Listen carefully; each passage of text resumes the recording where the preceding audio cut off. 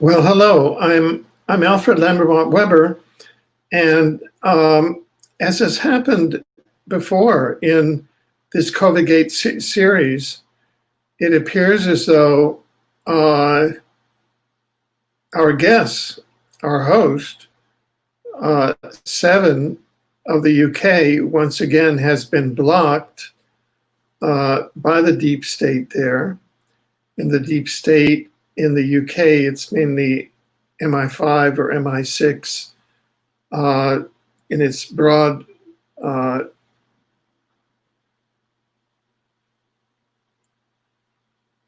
infrastructure known as 7-Gate. And allegedly, Dave, all of this has been in the planning for the last 24 hours, and both of them have been blocked from joining us. So we're going to continue with this hour-long planned program of 7 at 7, i.e. 7 p.m. British Standard Time, 11 a.m. Pacific Time in COVIDGATE. And the subject that I'm going to pursue as the co-host with Seven from the UK is one that a colleague of mine, Rip Holmes, from Miami, Florida, yesterday posted on Twitter. And I'll read this. He posted a poster there that's now on my Facebook page. He says, "Everyone has their own unique lives, experiences, needs, and priorities. Therefore, each person's political choices are personal and absolutely correct for them. I am realizing that I will not vote for Joe Biden, either for president, given his support for the COVID 1984 shamdemic, and presumably for forced vaccines that will end humanity as we know it.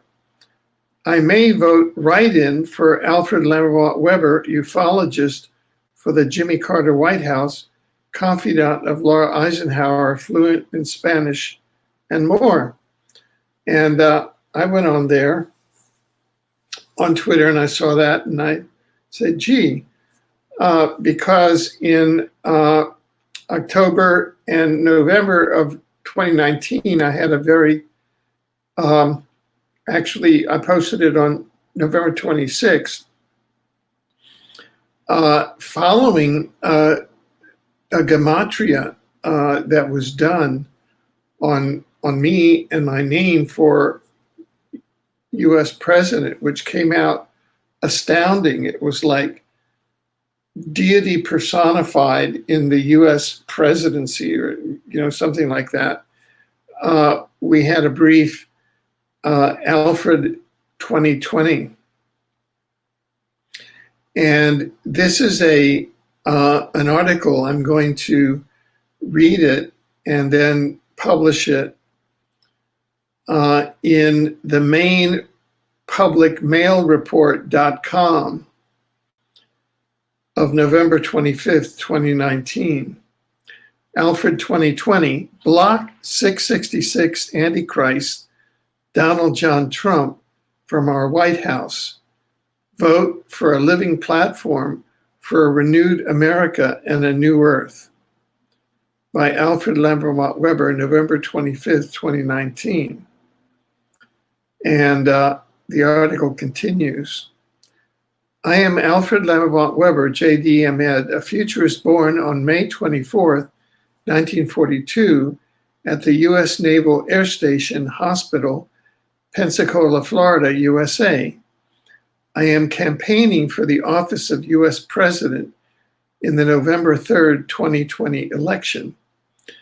My 2020 campaign seeks, 1, to block Donald John Trump from our White House and the US presidency.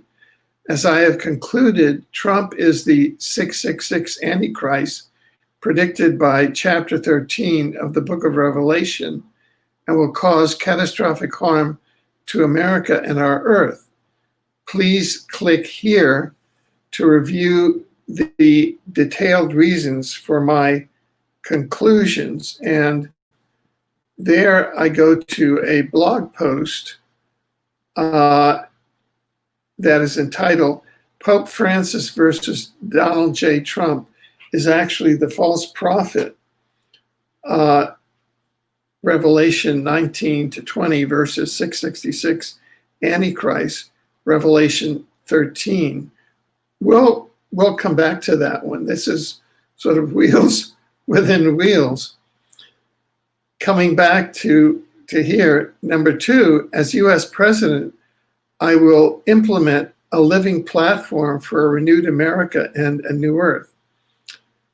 My platform includes implementation of truth and disclosure, new energy, teleportation and time travel, teleportation as a global, national, regional, and local transportation system, recognition of animals as sentient beings with rights, secure online direct democracy at the local, regional, national, and global level, reinvention of money as a human right and public utility like air, water, or electricity, available for creative investment at public money utilities, social guarantees in the form of annual income, healthcare, elementary, secondary, and post-secondary education for every person on the planet for life, world debt forgiveness, global forgiveness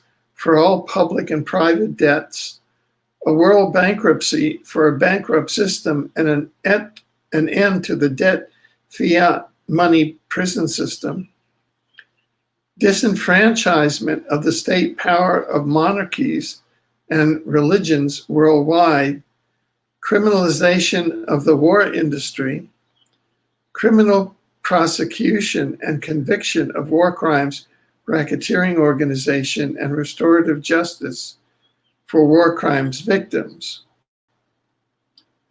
Now let me check. Oh, here is 7 has joined us. 7. Hello, 7, can you hear us? Oh, okay. I can. Hi, Alfred. I'm very glad that you've joined us. We have not heard from allegedly Dave, and okay. I'll give him a call. I'm sorry? Let me give him I'll give him a call now. Okay, good. I had started on a program that I want to do next Sunday, June 14th, because I hadn't heard from you. To let me in, so I heard. I did hear and I read it. Mm-hmm. Oh, good. Well done. I'd vote for you every month. And I'm sure so let's get allegedly Dave on for this program. Okay, so let me give him a call, everyone. Greetings, everyone. Is it ringing? Wait a minute. You sent him the link, yeah? Alfred? Oh, yes. Yes, I did. I sent both you and him the link. We have a very active chat here. I've got engaged signal. Let me just send him the message. Bear with us, everyone. Nice to see you all.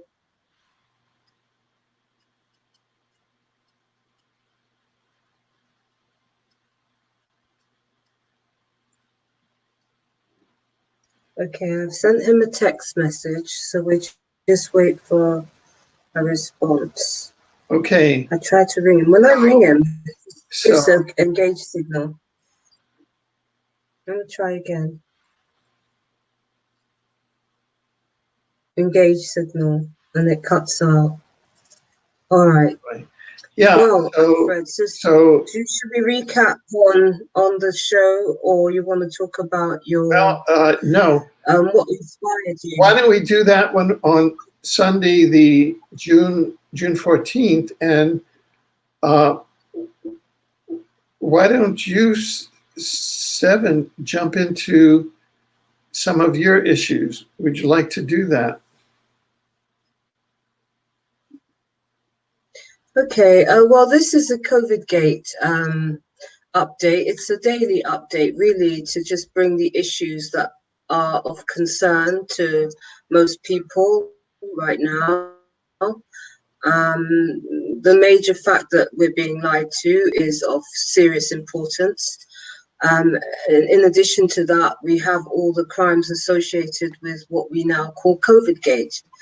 And so I personally think that we need to turn our attention to the root cause of all of this. And of course, the root cause is that we have rogue elements that are occupying positions of power right now.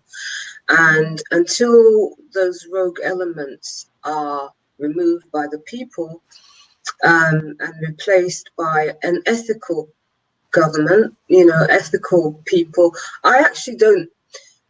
I don't believe that the whole centralized government or system of governance is working. I don't think it works anyway. Personally, I think we need new structures, which is why we're building a new blueprint.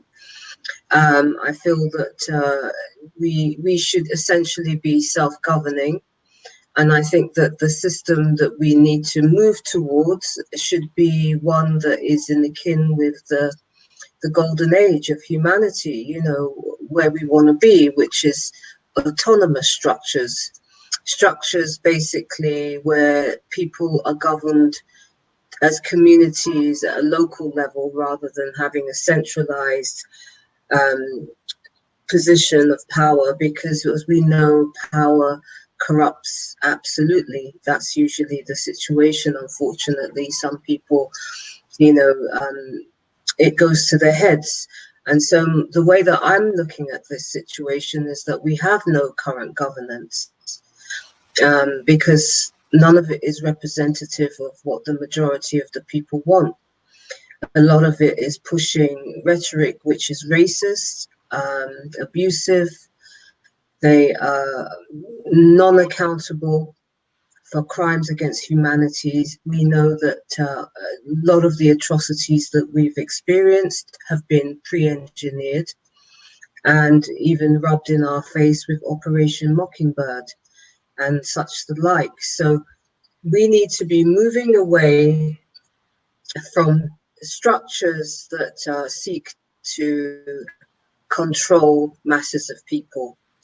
We need governance which is wise. We need people that are in positions that are appointed by we the people to represent we the people in real terms, not just in lip service, because what we have is lip service and people who think they're emperors and who think they are, they're more like mafia bosses.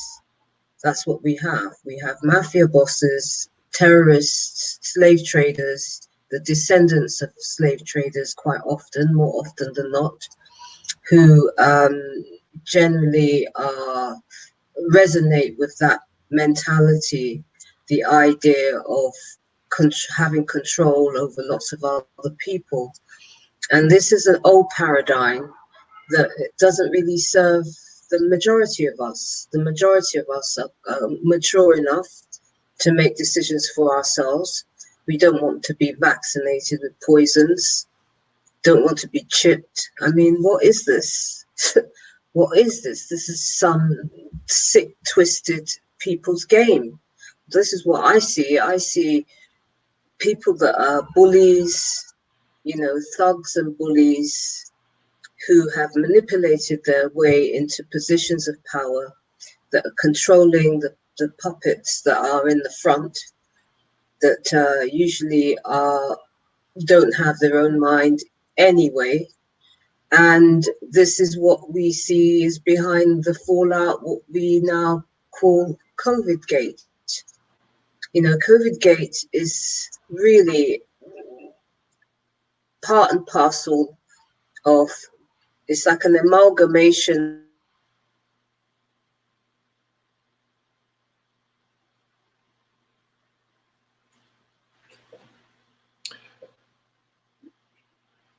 We seem to have lost Seven signal again, just as she went into explaining what COVIDGATE is, and in a very articulate way. And that happened with our first program in the COVIDGATE series, which was trending upward on YouTube, and then YouTube took it off. We went and put it on to Brighteon, and as soon as we did that, YouTube and I filed an appeal with YouTube showing that the content of the program was based on replicable science. Oh, here we go. Here's Seven again. Okay, good. Welcome back. Okay, back. What happened there, right? I was on a roll as well. Yeah, I mean, as I was saying, I think most of us are sick and tired and fed up of all these, the madness. It's constant madness. It's the engineering of one madness after another, day after day after day, and people who are hell-bent in making our lives a misery. Clearly, you know, we have what we call COVIDGATE is an amalgamation since 9/11. You know, it's been one atrocity after another, false flag after another false flag, and they just get bigger and bigger and bigger and bigger.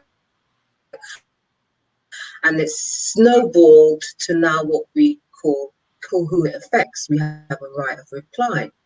We have a right to basically say, sorry, no consent. We don't consent to vaccinations. We don't consent to 5G. You know, we don't consent to being chipped, shackled, enslaved, exploited, oppressed, suppressed. We don't consent to it. You know, we seek to live in truth, harmoniously amongst each other, regardless of our different ethnicities, our different cultural backgrounds, our different perspectives. You know, more the merrier, as far as I'm concerned. You know, the more people of different points of view, the more creativity, wonderful forms of creations we will have. So this idea that, you know, we have these emperors and rulers of dark forces, you know, bearing down on the rest of humanity while they get on with their lives and don't adhere to any rules themselves. I mean, bear in mind, with all of these rules that are being, rules and regulations, unregulated, there's no referendums, they're basically self-appointed, and none of these people will be following any of these rules. You know, I mean, who are they to make these rules in the first place over anybody's lives? And I'm just surprised, I really am surprised, everyone, that, you know, people are not screaming, get them out. You know, I mean, like Iceland, I think it was 2008 during the swine flu, or it was either swine flu or bird flu or whatever flu it was, another pandemic. I think Iceland basically could have been 2009 or even 2010, whereby they just said no way, and they pulled these people out of power, some of which are still in prison. You know, they dismantled the media, they dismantled the government, and they said, we're not having it, you know. And it's interesting because I always think about, you know, places like Iceland to be more the placid nations of people, you know, and it turns out that they're kick-ass. You know, they took no nonsense. And we have the whole world right now with these mafiosos, because that's the only way you can describe it, you know, the money that has been rolled out with this COVIDGATE situation this expenditure they've spared no cost. You know, if you consider every bus stop has something about COVIDGATE, every shop, every street corner has a flyer, every train station, everywhere you go is an announcement about this whole COVID situation. That is an awful lot of money that has been spent across the world to push a, a barefaced lie, a barefaced lie to make it stick. And I have a real problem with that, and I'm sure many of you do as well, if not all of you that are watching this channel. And this is why we're doing this on a daily basis. I will have a look at some of your comments. Well, we're waiting for allegedly Dave. I've sent him a couple of messages, and he did say that he would be available to come on. I know that he was supposed to come on to the press conference on Friday, but the link didn't get to him. So there may well be sabotage to prevent him. I know that he's speaking across the country. He's been in Birmingham, I believe. So I'm going to have a look at the comments to see what you guys are saying. This madness has been happening because when the White Hats, this is from Zena. Hi, Zena. Positive powers haven't acted against the ones perpetrating all of these crimes against humanity. Don't take them out on time fast enough. Very true. Very, very true. You know, the people that we've appointed.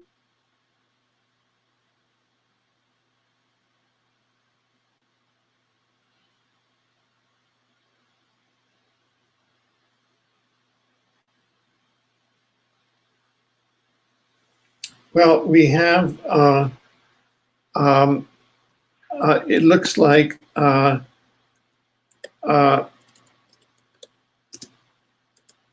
like Seven has been knocked off again, and you can see the extent of the COINTELPRO and the opposition. You know how concerned the powers that be are that these messages get out.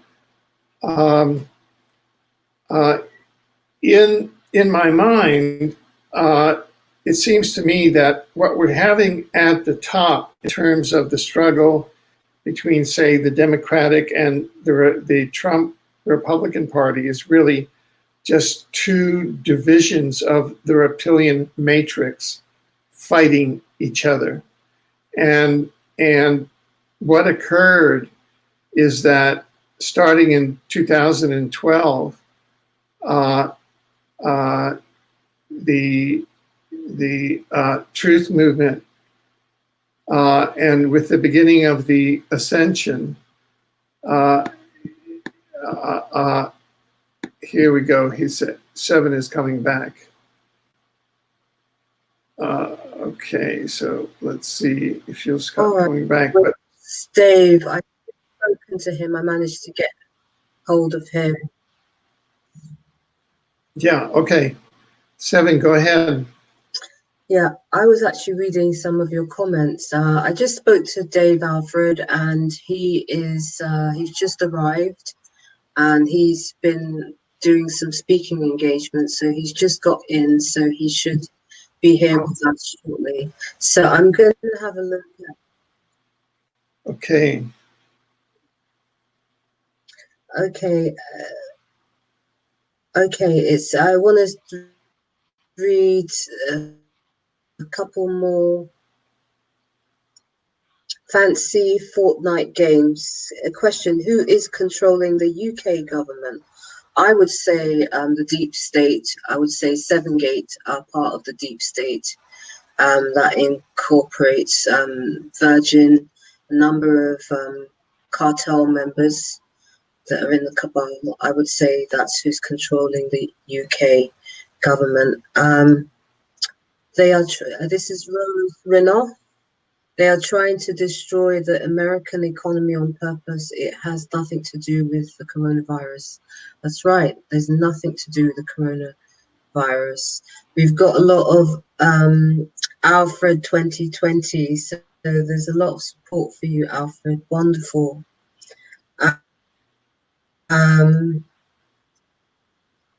Yeah, these people mean business. It's not a game. It is a game to them. Our lives are a game. You know, that's why they put it in plain sight, whatever they do. And we have to control the narrative, and we have to take our power back from them.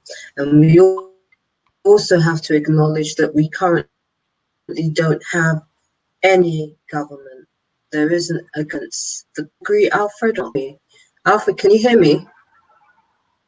Well, Alfred, can you hear me? they're garbling your sound, but just keep on breaking. Can you hear me, Alfred? Yes, we can hear you. Okay, we have a problem. We can hear you. Keep on.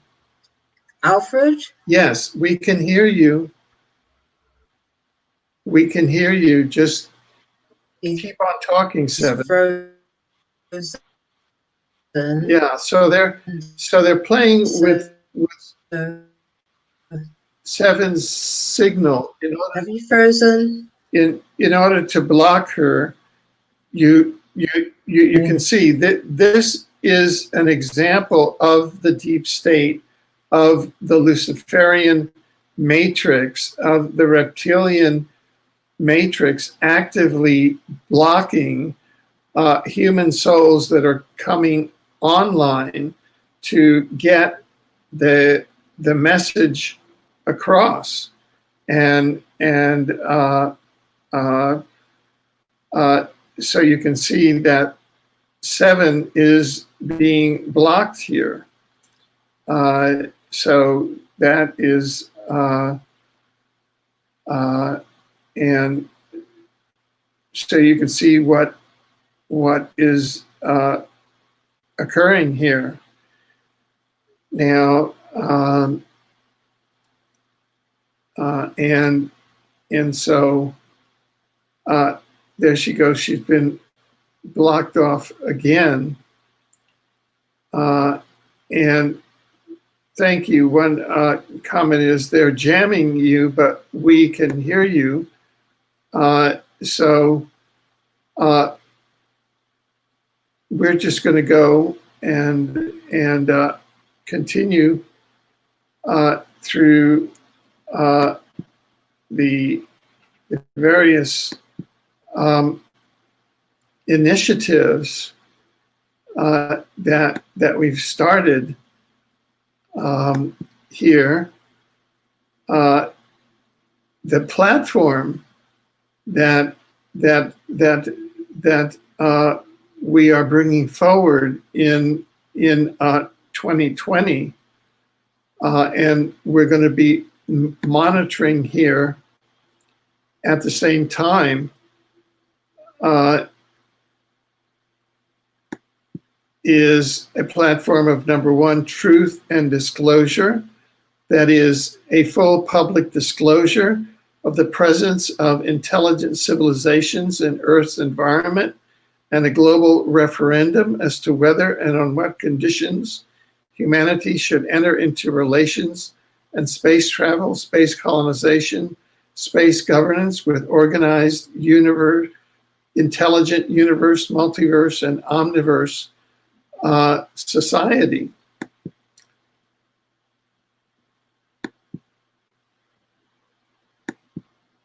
Secondly, new energy, teleportation, and time travel. A full public disclosure of secret, new energy, 0 point, free, anti-gravity, exotic, new energy sources now available for application on Earth, public implementation and rollout of sequestered free energy technologies for powering dwellings, human settlements, industry, transport, and propulsion, communication, and many other areas. They're still keeping 7 off. Implementation of teleportation as a global, national, regional, and local teleportation system, replacing polluting fossil fuel vehicles, trains, buses, trucks, autos, and their intensive land use in highways, railways, and urban freeways, as well as of a regulated time travel public education program. Recognition of animals as sentient beings with rights, worldwide grant of personhood rights to animals with concomitant rights against murder, slaughter, torture, cruel, and inhumane treatment, special intelligent civilization status for cetaceans, including whales and dolphins, development of healthy, safe, tasty protein meat substitutes for humanity's consumption and nutrition. Oh, here's 7's back. 7, welcome back. Hello, 7, can you hear us? 7, can you hear us, 7? Hello, 7, can you hear us? 7, can you hear us? 7, can you hear us? Hi, Alfred. Oh, good. Hi, Alfred. Hi, everyone. It seems. Oh, I know. This is. Yes, I can hear. Yes, yes. You're yes, Can you hear me? yes. You're on. So, pick up the. I can hear you. Pick up. I can hear you, but you can't. Yeah. Can you hear Pick me? up. Pick up the thread of Can you hear me? COVIDGATE and go for it.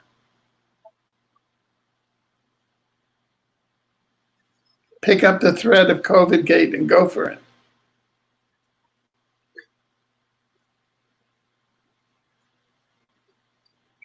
Can you hear me okay? Can you hear me okay? Yes. Yes. Can we you can hear hear me? you? We can hear you. Yes. Yeah, but can you hear me? Yes. Yes. Can you hear me? Yes. Yes. I don't know. Can you hear me? Yes. Okay, let me write it down. Oh, here's allegedly Dave. He's here. Okay, we have Dave here now as well. Okay, Yes, good, you do. good. All right, okay, okay. cool. We have Dave. Hi, Dave. Hi there. All right. Can you hear me, Dave? Yes, I can. Hi, Dave. Hello there. All right. Hi, Dave. I'll turn this way. Hang on. See which best way Hi. to. Nice Am to I see upside you. down? Okay. Thank you for coming on with us. Not at all. Not at all. Sorry for being late. My travelling No, has not been now. terrible. So. Okay. Thank you for joining us. Thank you for joining us. And so.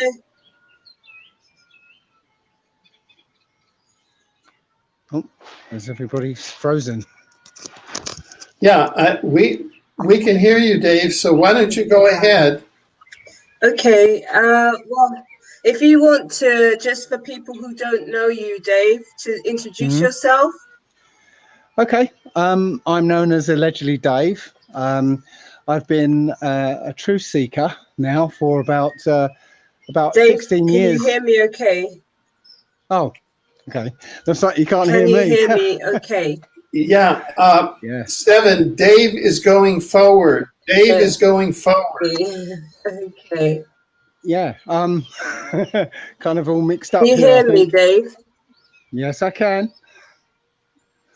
Right. So I'll just carry on then. Yes. yeah. Please just carry on, Dave. Okay. So I've been sort of seeking the truth now for 16 years. It's gone from, I started with 9/11 and have been sort of yeah, we have some interference, obviously. So Dave, go ahead again and explain just who you are. Yeah, I've just been doing that. Okay. Yeah, so I've been okay, carry on, Dave. I've been researching now for 16 years, and I started with 9/11 and have been bouncing around ever since. It's been You know, I went from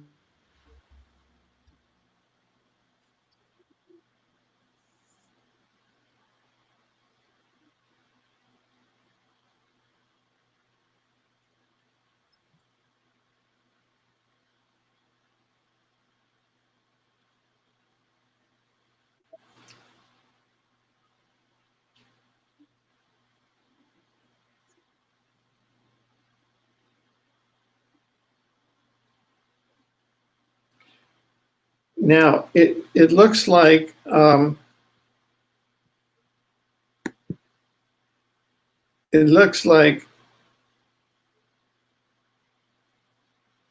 Dave and Seven now are both being blocked. So, and Dave has been knocked Okay, off. we've lost So, Dave. yeah, we've lost Dave. So, I'm not sure what the sound is like. Apologies, people. It appears that we have a lot of sabotage and interference today. Yeah, we can Dave will probably be back in a minute. You, Seven.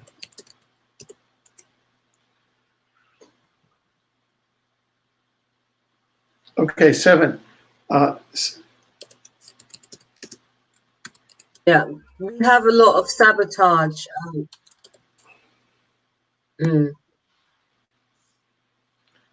Okay, so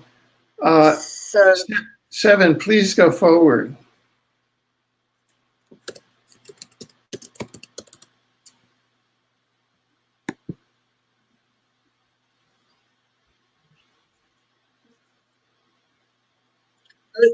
Okay, well, we're gonna see if we can get Dave back, but you know, yes, I'm speaking. I just don't know whether you can hear, if everybody can still hear us. We have a lot of interference, unfortunately, today, people. So please accept our apologies. But if you can hear me, okay. Yes, okay. So hopefully you can hear me. Can you hear me now, Alfred? We can hear you. Wonderful. Okay, so as I was saying before, hopefully we'll get Dave back. I want to get his feedback in regards to the whole COVIDGATE situation and what your concerns are. It's really bad. It's really bad. I mean, you have no idea, people, what happens even before we come on. I have my internet is cut. The supply is cut. It's just crazy. And right now, they're afraid. They're afraid of the fact that we are onto them. We don't want what they're offering. We're not buying into the lie anymore. And unfortunately, we have a situation where this is how they carry on. You know, they either try to sabotage the truth or they block us from speaking the truth. They sabotage devices. And this is this is part of COVIDGATE. You're seeing it for yourself. You know, if they weren't lying and deceitful, they wouldn't have a problem with any of us sharing our views, because that's the way the world is supposed to be. We're supposed to be able to have an intelligent discourse, particularly if they are bringing in things into the world that affects our lives in detrimental ways, particularly when we hear stories of people that are dying inside hospitals and nurses coming forward and telling us that these people are actually being murdered.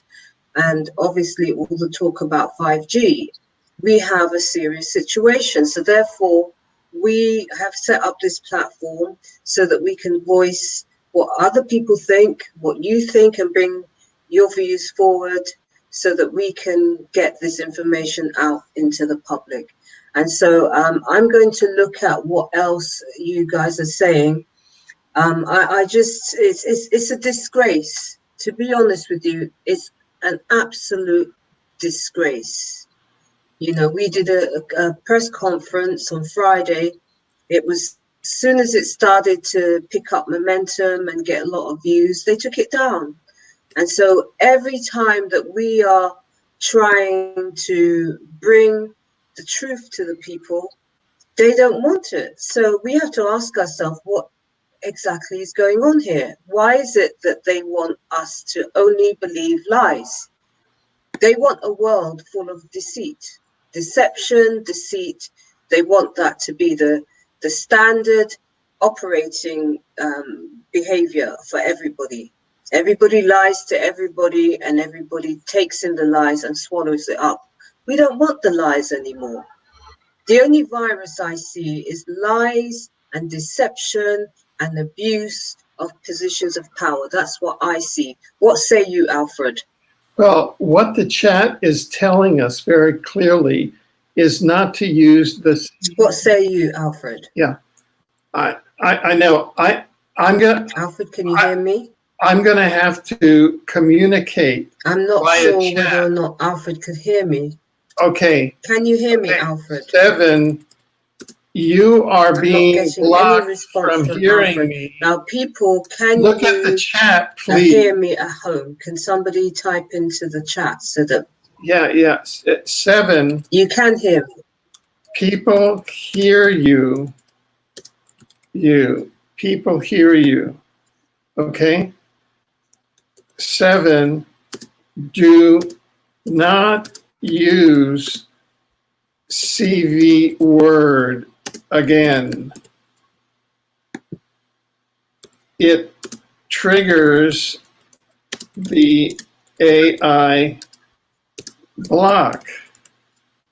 Yeah, thank you for your comments, Percy and Mark, for letting me know that I can be heard. Thank you. Yeah. But the people in the chat and people watching this should know that 7 is very targeted, and so that she can't hear me at all. And that's way beyond even the use of trigger words like the. Okay, well, I want to continue. She has no idea that I'm talking. No, I get it. I actually get it. Don't use, yeah. Well, we know what the situation is. We're being sabotaged, and now you witness it for yourself, people. If you had any idea what happens before we get on, let alone when we're getting on, this is the madness that we.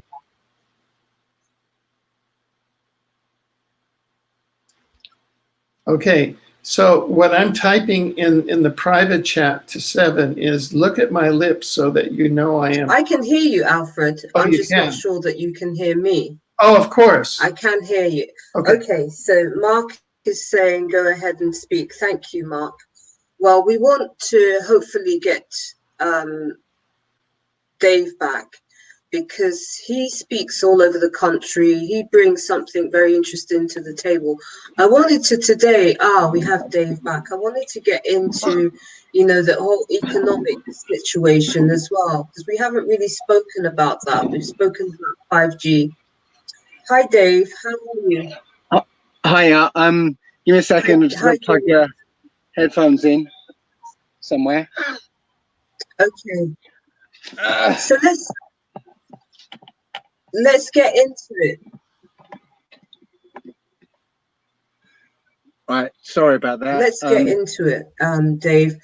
So when I say to you the title of this show, which is COVIDGATE, I've said it. Sorry, people. What say you, Dave? What does it spring to mind? What are your concerns with this situation? Oh, concerns. Not sure concerns are the right word, actually. I've been looking into it for the last 3 months, and I know that there is no such thing as a virus as such. It's I don't know if you know that I wrote a book about health, the human body, how it works and everything. And that was about 6 years ago I wrote that book. And even in that book I found out that the germ theory was essentially was discredited, and essentially viruses are things that your body produces, you know, in response to toxicity. So you can't actually catch a virus. So as soon as this viral pandemic started, I knew obviously there was something up. It wasn't what they were saying. So you know, the long and short of it is that the only way that you can catch a foreign virus is if it's injected into you. You know, simple as that. So what we do know is the person pushing this whole vaccine for this virus, Mr. Bill Gates, is the one orchestrating the whole thing. You know, he's literally paid off every single actor in this whole game.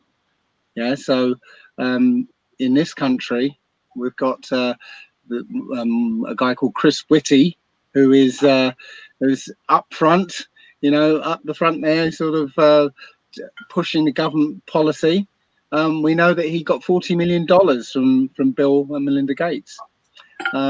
We know that Neil Ferguson, who's the one behind it's Imperial College, or working for Imperial College, they got I can't remember the figure offhand, but they got paid off by Bill and Melinda Gates.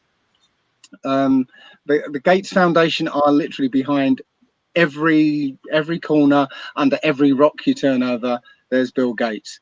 So we know that, you know, he's the one.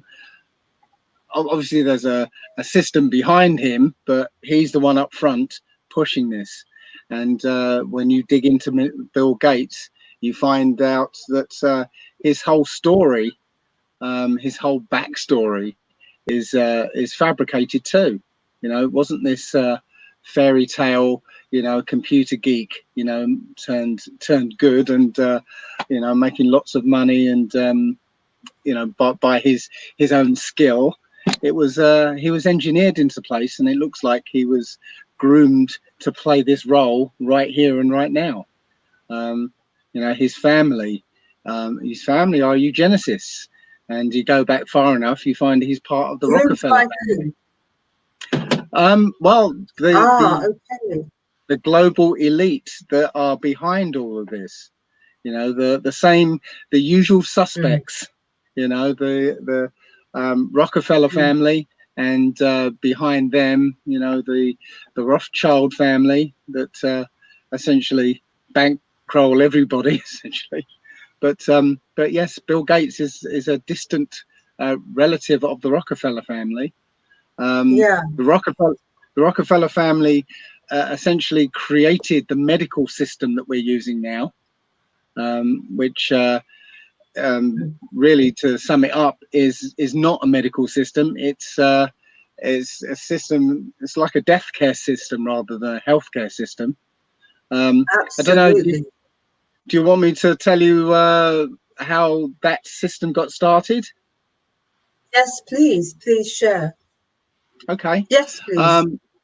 In 1900, there was all sorts of different types of medicine. You know, you would literally go to the type of practitioner that would be appropriate to the thing that was wrong with you. So if you had back problems, you go to a chiropractor. If you had you know, some kind of infection, you go to a herbalist. Yeah. But if you got knocked down by a bus, you'd go to someone called an allopath. Now, an allopath would deal with only the symptoms. So in the case of being knocked down by a bus, it would be, you know, the bleeding, stop the bleeding. It would be set the broken bones. It would be, you know, triage care, that sort of thing. They wouldn't be concerned with the cause, because that would be the bus. Okay. So what the Rockefeller and Carnegie Foundation did, they sent out a guy called Abraham Flexner to go around America and make an inventory of all the types of medicine, and basically come back and make suggestions. And what they ended up doing was funding, I mean massively funding, just allopathic medicine. So they started medical associations that only dealt with allopathic medicine. They started medical schools. They wrote medical textbooks, all, you know, pushing allopathic medicine. Wow. Every other It seems type that, of medicine. Sorry. Sorry, I thought we lost you then, but continue, Dave. Go ahead. It's really interesting. Go ahead. All right. Okay. So all the other types of medicine just got pushed to a kind of lunatic fringe. So, you know, simply by the application of lots and lots of money, allopathic medicine became the predominant form of medicine, mainly because they could, you know, they would treat all symptoms and only symptoms with petrochemicals. And the Rockefeller family had cornered the market in oil, their own Standard Oil. So, yeah, sorry. So yeah, they own Standard Oil, so they cornered the market in oil, and then cornered the market in the chemical industry that came out of the oil industry, and that chemical industry turned into the pharmaceutical industry. So literally, they found more uses for their worthless black sludge that came out of the ground. Wow. So that's what we've got. We've got allopathic medicine, which I always describe as, you know, if you've got if you've got a car and the engine warning light comes on, yeah, you take it to a garage and the mechanic takes the bulb out. So now the problem's gone because the symptom is the bulb, you know, coming on. It's not the problem, it's just the indication of the problem. Yeah, yeah, absolutely. So by taking a bulb out, that's treated the symptom, but the problem is still there, still getting worse. And then later on, something catastrophic happens, and the allopathic mechanic will say, "Oh, it's got nothing to do with that light bulb that went on. It's something completely different." Yeah. So that's literally how the medical system works. And so it kind of looks like it works to most people, but literally it's killing people slowly. So the Rockefellers instituted that, and now they've got it sort of ingrained in society. So we accept it as, you know, with all the lies they tell, accept it as you know, the best sort of medicine you can get. So now they've just, you know, used this massive lie that they're telling. And now just extending it with this lie about germ theory, and you know, making us believe, using their Hollywood and their media to convince us that, you know, you can sneeze and all these invisible microorganisms can float in the air, and then you breathe them in and they'll attack you and they'll kill you. No, it doesn't work like that at all. And literally, absolutely, one set of families is orchestrating this, and literally controlling the world now. The whole world is in lockdown over a set of lies. So when they did this event basically. 201, yeah, when they did this event 201 simulation, that was the dry run. You know, they literally had all the players that are working this pandemic hoax today. They were all simulating their roles in Event 201. So you know, how obvious does it have to get? How obvious does it have to get before the masses turn around and look and say, this is a bit odd. You know, why is it only Bill Gates you know, that's pushing this? You know, he's a computer software salesman after all. What he's not a health expert, even though he tells everybody he's a health expert. He's got no medical qualifications. He knows nothing about epidemiology or virology or anything. He sells computers. So why are we listening to him? You know, it's kind of ridiculous. But the I guess the prescient thing, How key is it point that he's here, able to get it this far? money, because, you know, I'm just saying, Dave. I mean, when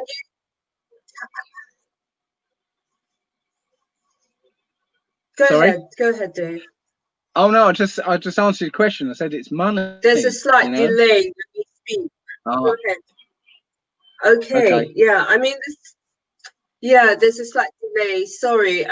You know, I'm miffed that we haven't seen the world up in arms about the situation yet. It's like really in the same way we now have countries, you know, kicking off about the George Floyd situations. And obviously, a lot of that is agent provocateur, Antifa, Black Lives Matter. It's all an engineered situation. However, there is a feeling of sick and tired of the BS that's going on. You know, the evil, the racist evil, the killings of people. I mean, the killings of people in the hospital isn't, it should have people up in arms. It should have people up in arms. The fact that we have these rogue governments, these rogue people, they're not even governments. They're just rogue entities that have taken up these positions of power. They have no empathy. They have no compassion. They have no concern, no care. They got no, most of them don't even look like they got any wisdom or any intelligence. You know, how is it that people are not screaming blue murder at these people right now? I would say hypnosis. Simple hypnosis. Yeah. The box in the corner of the room has people hypnotized into believing a false reality. Yeah. It's been said that this whole pandemic thing is a media virus. Yeah. You could get rid of the effects of this virus by turning off everybody's television. It'll all go away straight away, you know. Absolutely. Yeah, Absolutely. absolutely. And I actually something it occurred to me. I was giving a talk this weekend, and something occurred to me. I was actually speaking about how language works, and I was talking about a language called Paleo Hebrew. That is the actual original language of mankind, and it works differently to the languages we use today. Yeah, it works on the right hand side of the brain. Yeah, so you literally you can't analyze the language. It just comes in and you know what it means. It's intuition based rather than logically deduced. You know, that's the way these Western languages work. So literally these Western languages operate on the left hand side of the brain, creating logical realities. Yeah. So you know, that's how hypnosis works. You know, you use these languages to create logical constructs in your mind, and your mind and body experience it as reality. Yeah. So it's now become obvious to me that you know, even our educational system, or not our educational system, the educational system is designed to work only for the left hand side of the brain, you know, cultivating that mind so that it can be controlled. This is a long game.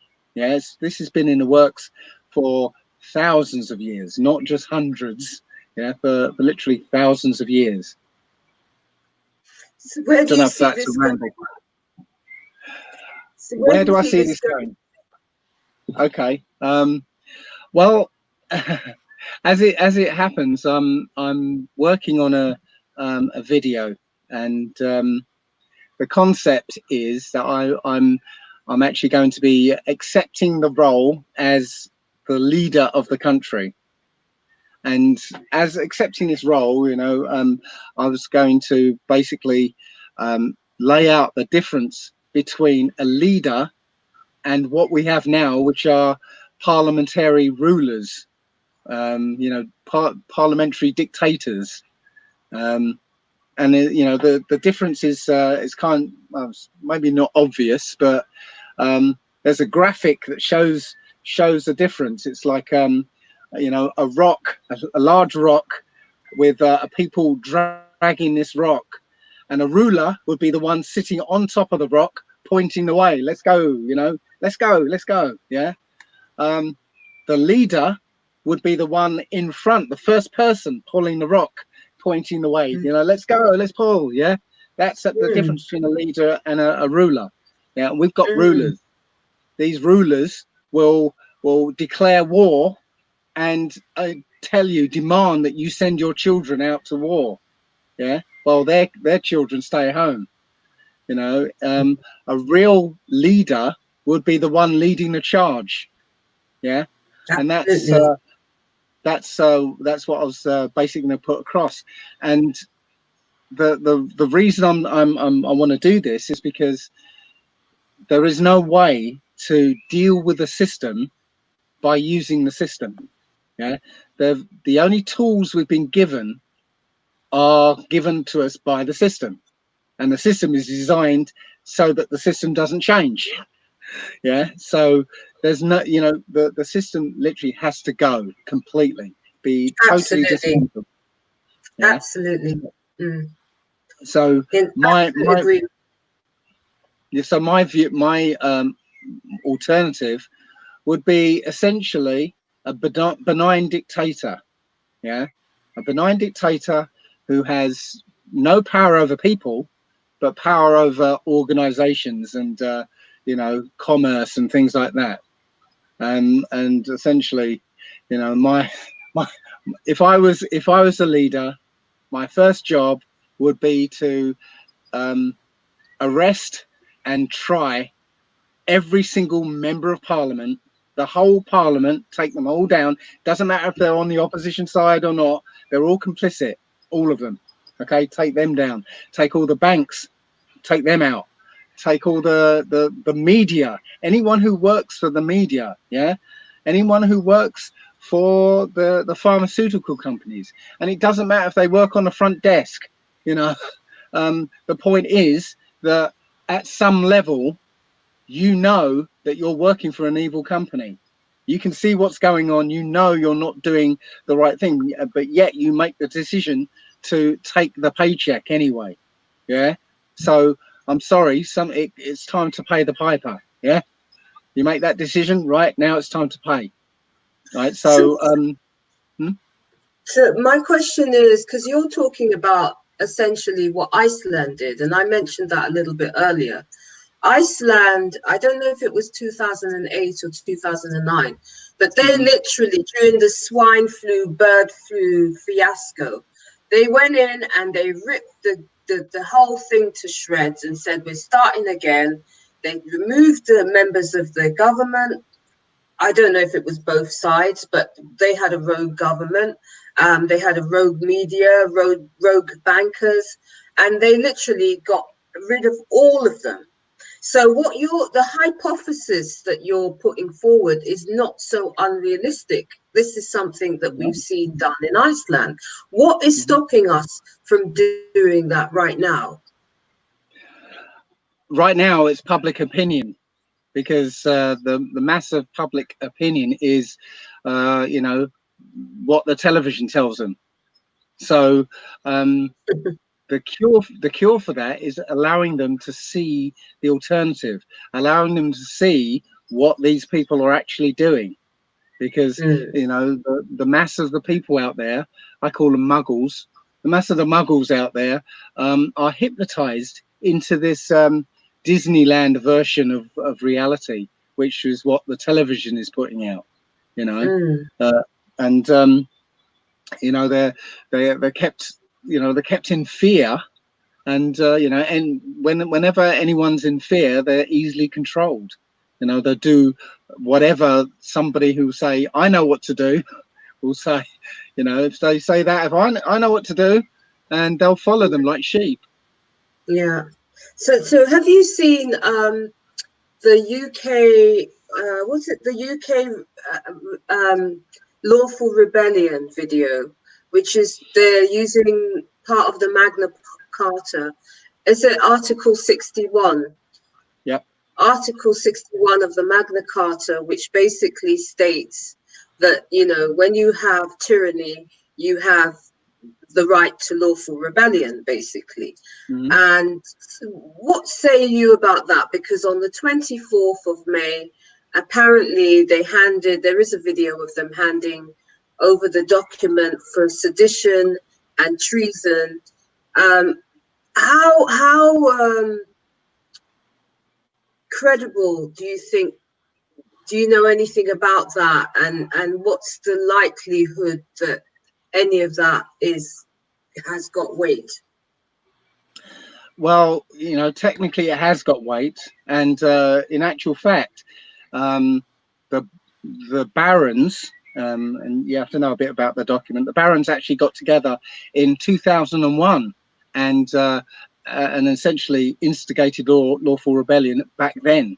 I'm a little unsure of what they're actually, you know, this group are actually doing now, but I'm telling you, this happened in 2001, and 2011 was when I kind of got involved, and I sent my letter to the Queen, basically revoking my right to revoking my consent to be governed, essentially. And I'm actually writing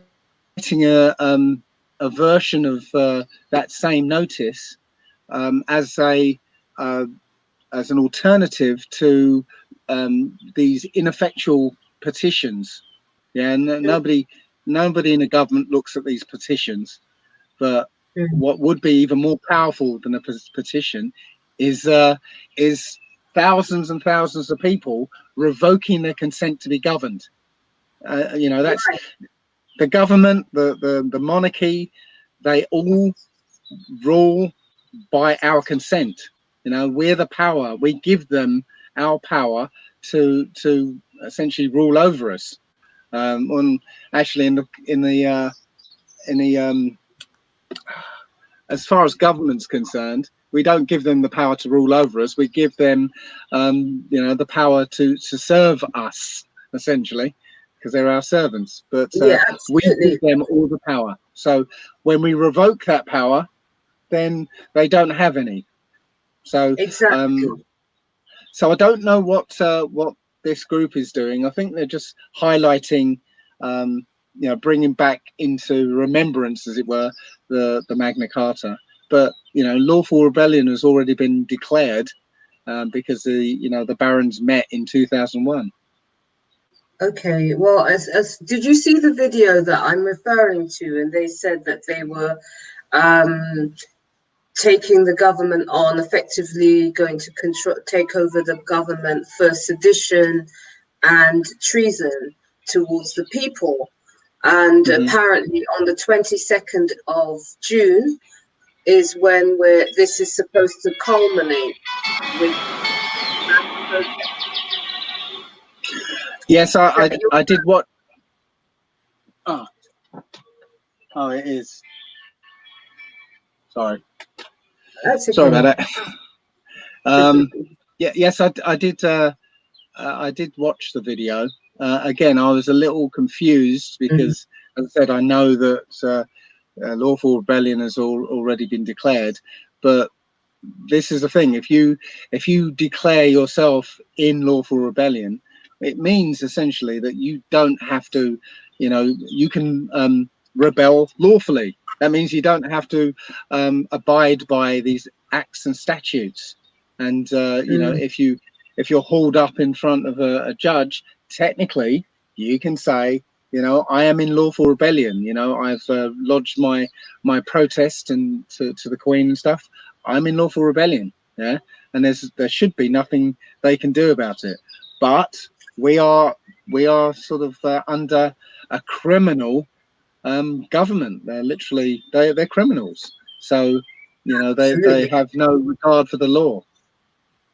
Absolutely. So you say technically we can cite Article 61 of the Magna Carta and declare lawful rebellion. I've also seen that people are getting what's known as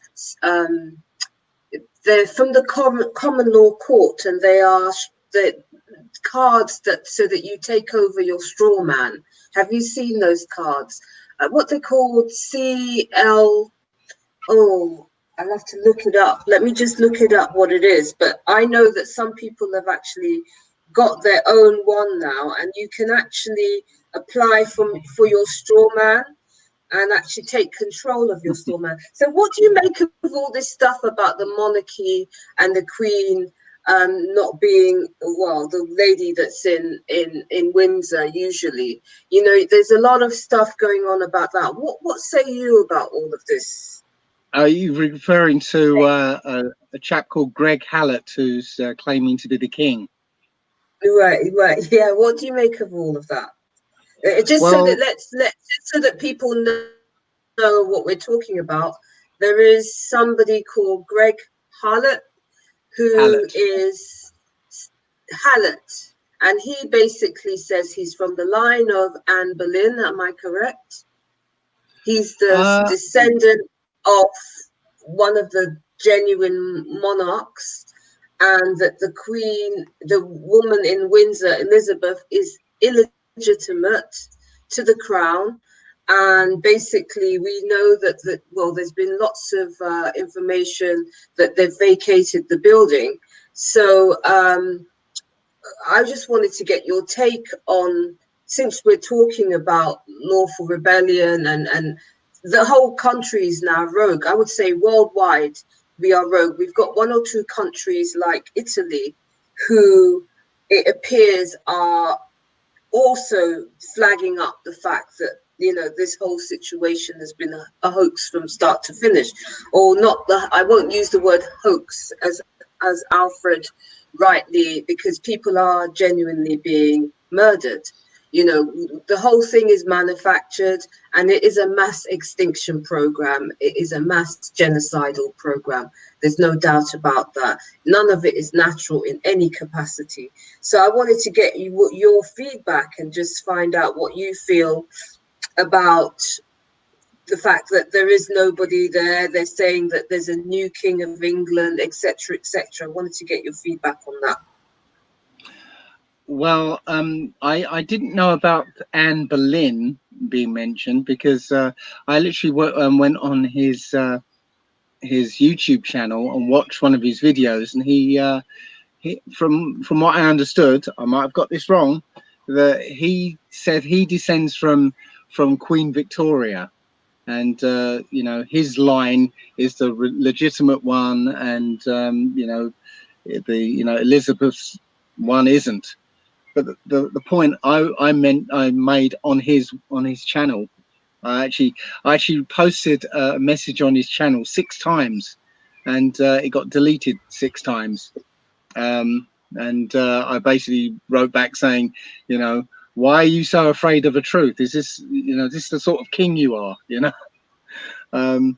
So what I posted was. So is it him deleting it, or was it? Well, was it was it his him channel. deleting the messages, or was it? It's his Is channel. it YouTube? So yes. So I assume it was him, but And what was the right? Well, I said, did you leave? well, it was basically. So if you say you descend from Queen Victoria, you know, it doesn't really matter if you're the rightful heir of that line, because the real royal family ended with Charles II. Here we go. It ended with Say Charles that II. again, Dave, because you okay. repeat what you said, because you disappeared for a minute. Okay. I said that it doesn't matter if, you know, his line is the real one of Queen Victoria's, because that whole line was illegitimate anyway, because the real royalty ended with Charles II. When he was deposed, you know, they brought in a Germanic line, which was William of Orange, who was only related to the real royal line by marriage. So that whole line that then ended up with Queen Victoria, right, is illegitimate. It's a German bloodline.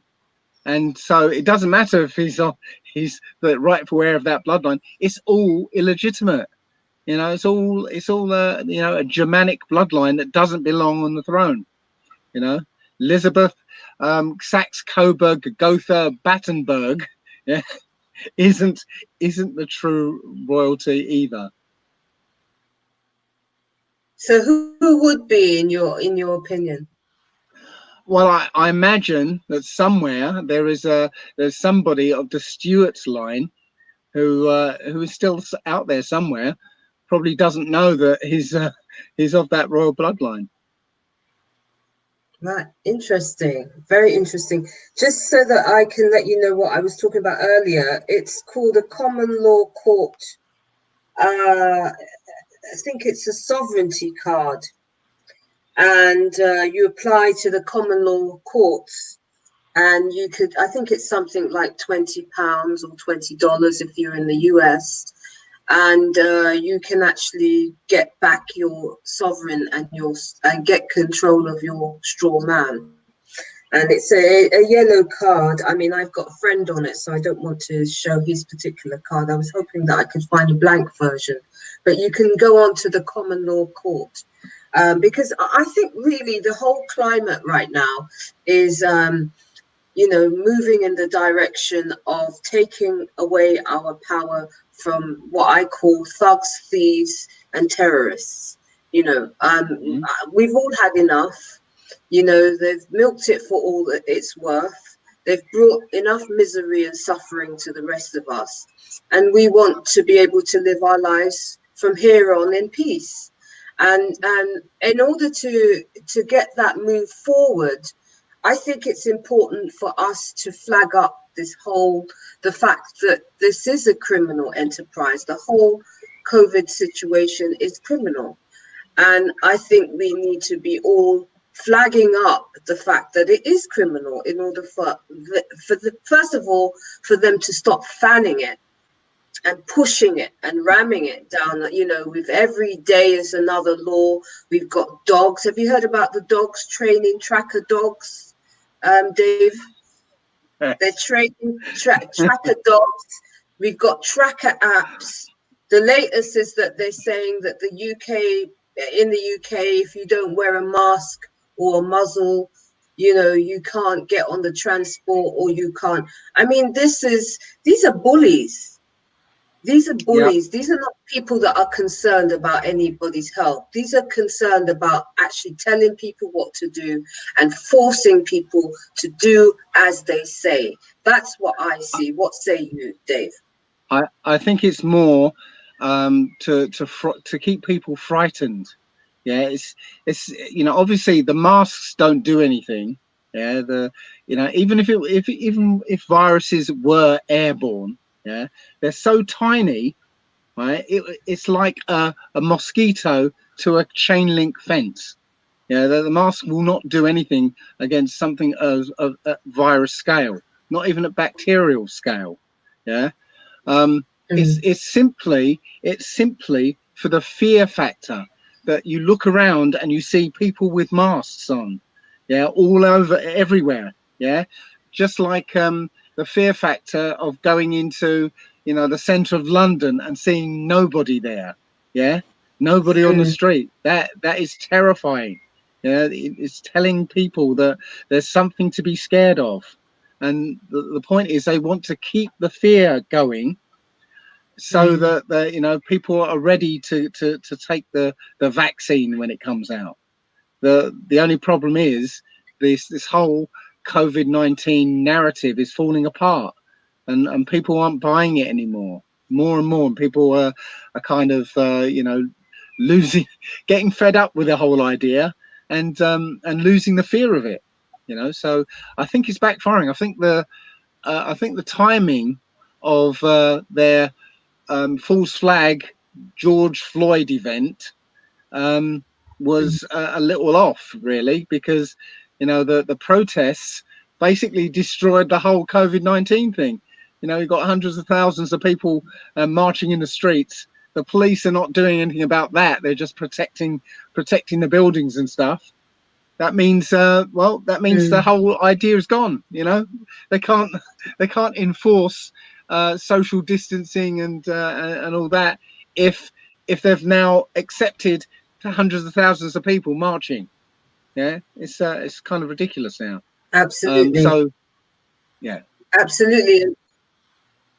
And a lot of it is pre-engineered. I mean, we look at that whole situation. I think it was before it's news, they ran a story saying that people are protesting to George Soros for their payments, you know, for protesting, you know, which is hilarious, you know. So all the protesters are out there like protesting to get paid now, you know. So that's where we are with this whole social engineering experiment, from what I can see. I saw a video of a man who admitted that he was paid by George Soros, and you know, it's easy to get a job as a professional protester. He basically said, just go to his website and you sign up, and you know, you get a check. You know, so yes, it's but yes, I think it's all backfiring. I think it's all backfiring so to an extent. Absolutely, but I mean, what, from your point of view, because obviously we know that people genuinely did die in the whole COVIDGATE situation. We know that 5G is very much a serious issue. We had Lena Powell on the show, who's a 5G expert, along with Mark Steele. And they actually brought out information about what's happening in schools, you know. So they're rolling out all of this deadly technology. And what say you about that in relation to the public and the people starting to charge these people for crimes against humanity? Again, I think the charging people with crimes against humanity isn't really going to work. We had this kind of discussion before, that you know, the only teeth in this system is their system. Yeah, so you're not going to be able to use their system against them. You know, the courts belong to the Queen. You know, or that bloodline. The police belong to them. The army belong to them. You know, the government belongs to them. So, you know, you can't use any kind of system. Sorry, say again? I need to get some water. 1 second. Okay. I need to get some water. Wait a minute.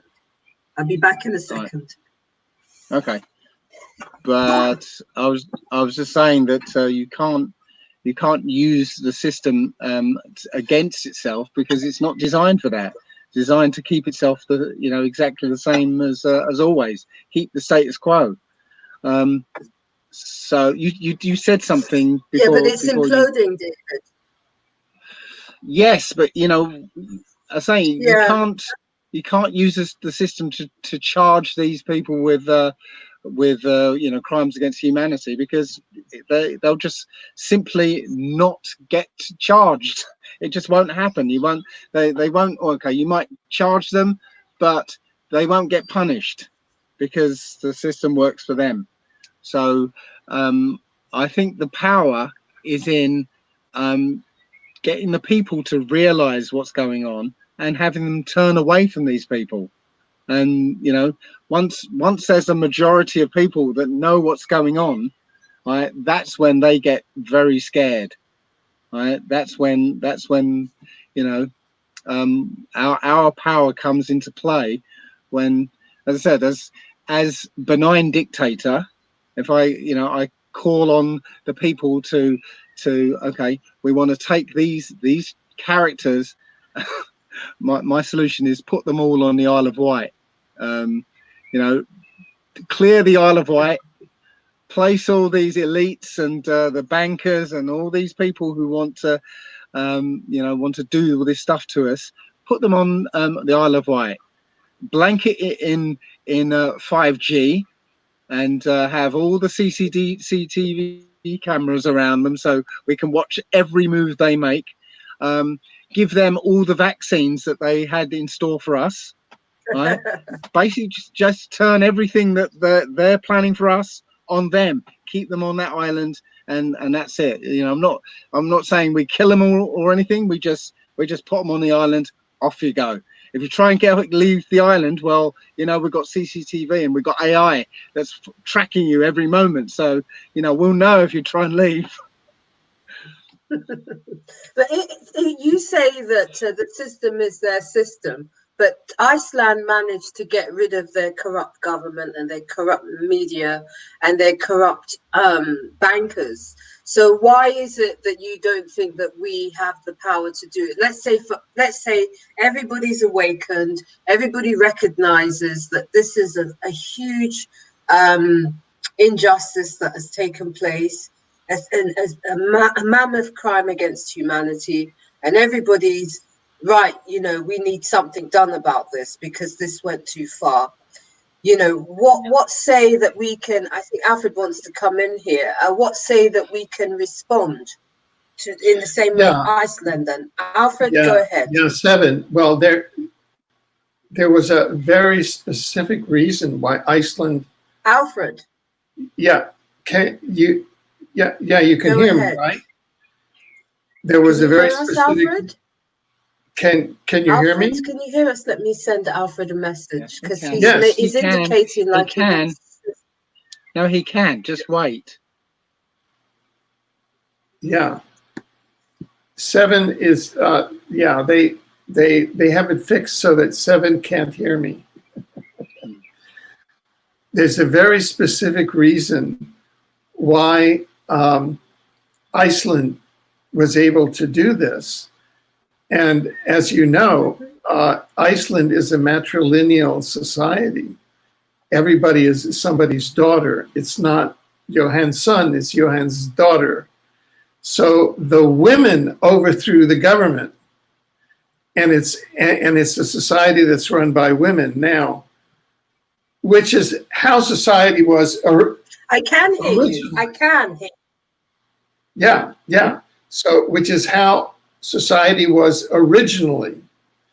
If you look at things, if you go back, God was originally the goddess, and women originally ran things. And males were not the dominant, were not politically the dominant sex, gender. So I favor the Iceland solution because women are the most advanced gender. They, even biologically, their corpus callosum, that is the organ that handles processing between the two hemispheres of the brain, so they can multitask better. Men are good for tasks and certain types of thinking, but it's the males that have gotten us into this this genocidal issue, because males are generally order followers and they're designed as such from a DNA point of view. So the Iceland solution is a women's revolution, the return of the divine feminine, and I can see that allegedly Dave is having some problems with that. So absolutely having problems with that. Well, no. First of all, it isn't males who are genocidal maniacs and psychopaths. No, it's a particular bloodline that is psychopathic. Yeah, a particular bloodline. it's not about women or men. It's a particular bloodline that has taken over this earth, has rampaged across it, killing, maiming, raping, and whatever. It's one bloodline. Yeah. The first essentially civilizations were not matrilineal. Yeah. They and there is no like hierarchy to gender. Yeah. Males and females were meant to are kind of equal and opposite. They're not one over the other. They're complementary. Yeah. Even in the language, the very first language of mankind, which is Paleo Hebrew, if you understand what the words mean for mother and father, yeah, it gives you an actual sort of intuitive understanding of the roles that they played and how their roles again complement each other to make a working family. Yeah, as soon as you change those roles, the family breaks down, like we're seeing. Yeah, because this culture now elevates women and actually makes them dissatisfied with their role by trying to make that role seem like it's subordinate to the male role. Now you've got this situation where families don't work anymore, right? Because, as I said, the roles are there for a reason, okay, and one isn't superior to the other. It's just this society has created that divide. Absolutely. I didn't hear what Alfred said in that way. I think what Alfred was alluding to, I mean, when you say divine feminine, there are females within that whole bloodline and they're demonic. These are the demonic feminines. You know, there is a whole race of women that have been in positions of power and they are just as insane as the men. You know, people that are involved in the 7-Gate case, these are the demonic, they represent the demonic feminine. But what Alfred is talking about is the rise of the divine feminine. And obviously the divine feminine has a counterpart of the divine masculine. We are equal counterpart. Each one of us are part feminine, part masculine anyway. So yeah, but the case, the question was asked in the context of the case of Iceland, which was under a male patriarchal banker system. And it took the women of Iceland and the matriarchal system to overthrow that. Are you saying That's then? what occurred. Are you saying then Took, men? no, sociologically and historically, it took the women to rise up and overthrow that. And then in the aftermath of that, you may have come to a balance, but still it's the women that are running the society now. It worked in Iceland because essentially Iceland is a small island of a small number of families, essentially. Yeah. Well, no, and it's and it's a matriarchal society where everyone takes the name of the mother, not the name of the father. That's what I was trying to say. The women take the name of the mother. The men take the name of the father. John's son, Bridget Daughter. Yeah. Okay. Okay. You're mixing. Okay. Well, then there's a balance, right? But it was the women who were the prime movers in the flip in throwing out the bankers who had a stranglehold on the Icelandic government. So you're saying the men in the country just sat on their hands while the women, overthrew the government. They were. Yes. Where's your proof? Where's your proof of that? Well, look, we can schedule a program, and I'll bring the proof. All right. Well, you know, Let's that's do not that. what I It's saw. really That's not interesting. what I saw. Can I just say something? Just on Mhm. this whole, Dave, I want you to finish your point and forgive me for interjecting. But I want to say something in regards to where we are in the UK anyway. I would say that the most warriors that I found are females right now.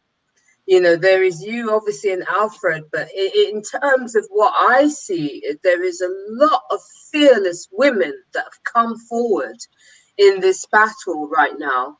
And I'm just talking about on the front line and people who are running groups, people who are running WhatsApp groups. And I'm seeing there is a very overt female presence. You know, I'm noticing that amongst the sisters, you know, and I think it's quite amazing and it's wonderful. I'm not taking away anything from the masculine because, you know, I celebrate the masculine as much as I celebrate the feminine, the divine masculine as much as I celebrate the divine feminine. But I would say in my journey, I noticed that there's a lot of sisters, you know, the mothers, the grandmothers that are coming forward in with a force, you know, with this whole COVIDGATE situation. Have you not noticed that, Dave or Alfred, in terms of here and not, you know, just from your own personal experience? And not really Yeah, haven't seen that. you see, since you asked me, our current system on the planet, ancient-wise, is a patriarchal system. And that is its major ill, is that it's a patriarchal, one of its major ills is that it's a patriarchal system. The discipline that I was trained in, law, if you look at the legal profession, if you look at from an institutional standpoint, the courts, the judges, the law firms, it's male. It's entirely male. And it's a patriarchal system. And they are, and that extends into the families, etc. And that is and that is from a patriarchal God, which is the God of the Old Testament, which is the Saturnian God, Saturn, the Saturn moon God, which is a diabolical entity, essentially. And that, you know, and that's who the San. Okay, go ahead, Dave. Dave's expression is Yeah, I mean, there's a basic identity between paternity, the patriarchal system, and the diabolical, pedocriminal, secret shadow government that runs the planet now. And it goes to the patriarchal God, the false patriarchal God, which is really Lucifer, that has, you know, inserted himself as the God of the Old Testament, and you know, and has put himself down as the patriarch, and inhabits the courts, inhabits all of the professions, and inhabits the subconscious of most of the 7 billion people, to where anything that a woman says automatically is thought to be of less value. Right. Well, you obviously haven't really read the Old Testament, right? Because what you're describing. Oh, I'm sorry. What you're describing is the New Testament God, yeah? The God with a little g, yeah? That's not the Old Testament Most High. Yeah, you've got got it completely sort of backwards. No, Yeah. no. The Okay. the New Testament was commissioned by the Roman emperors from an Old Testament Judaic scholar on commission, a Judaic propagandist on commission. Okay, the New Testament and it's just a fabrication. The I Old agree. Testament, yeah, the New Testament is just an utter fabrication. The Old Testament is based on the Saturn Moon complex and the Saturnian god. Okay. Nope. Okay. Well, the Old Testament, the Most High of the Old Testament predates the Romans. Yeah, predates the no. The Old if I could finish a Testament. point. Yeah. No. Point, Alfred. The Old Testament is based on the Anunnaki occupation. Who's the Anunnaki? I'm sorry? Who are the Anunnaki? They're a reptilian race that essentially have occupied the planet, and by using the instruments of government, money, and religion have held humanity From whence do they hostage. come? From where did they come? Where did they come from? They've come from on the Draco side. They've come from the constellation Draco. Okay. Unfortunately, this is a flat Earth. There are no people living on the constellation Draco. No, I know you hold the flat Earth concept and indeed, and so does the Old Testament. And the Old Testament, if you add in the books that were taken out of the Old Testament, it will tell you where these Anunnaki people came from. Yeah, it tells you who they are. Yeah, they're the same. What does it say?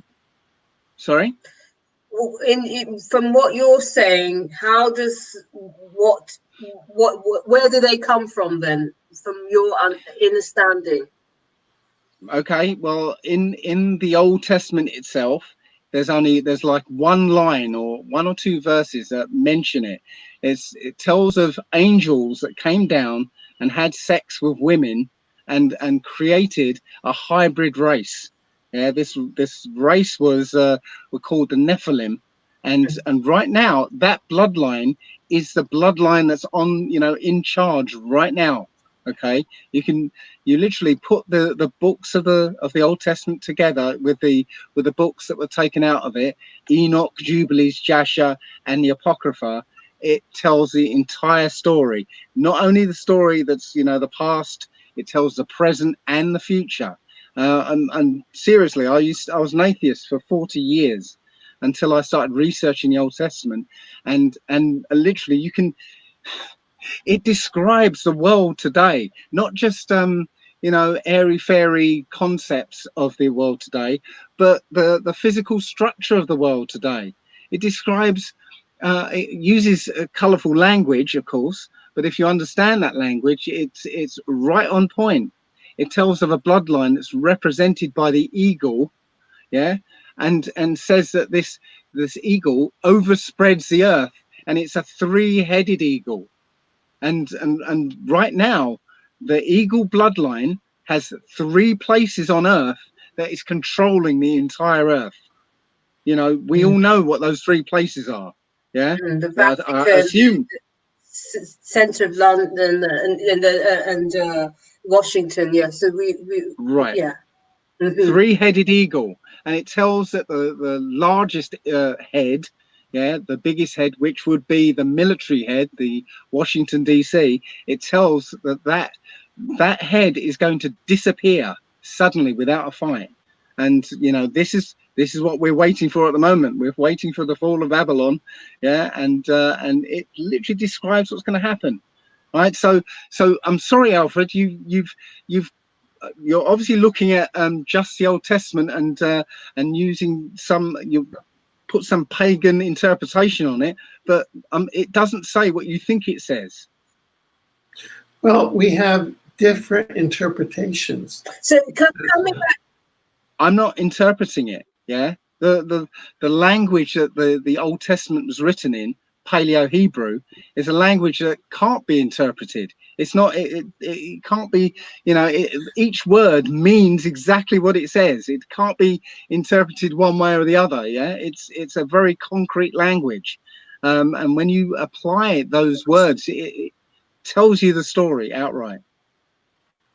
Yeah, no. So tell us from the perspective we started talking about. Alfred was explaining about the mathematical system in Iceland.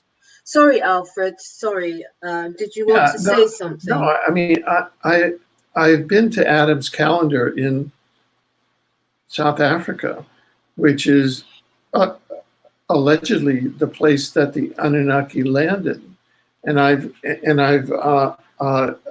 been to where Enki and Enlil landed, and I've in fact the South African government closed down that site when we went there, and it's a remarkable site, and I made a movie of it, and I urge you to watch that movie.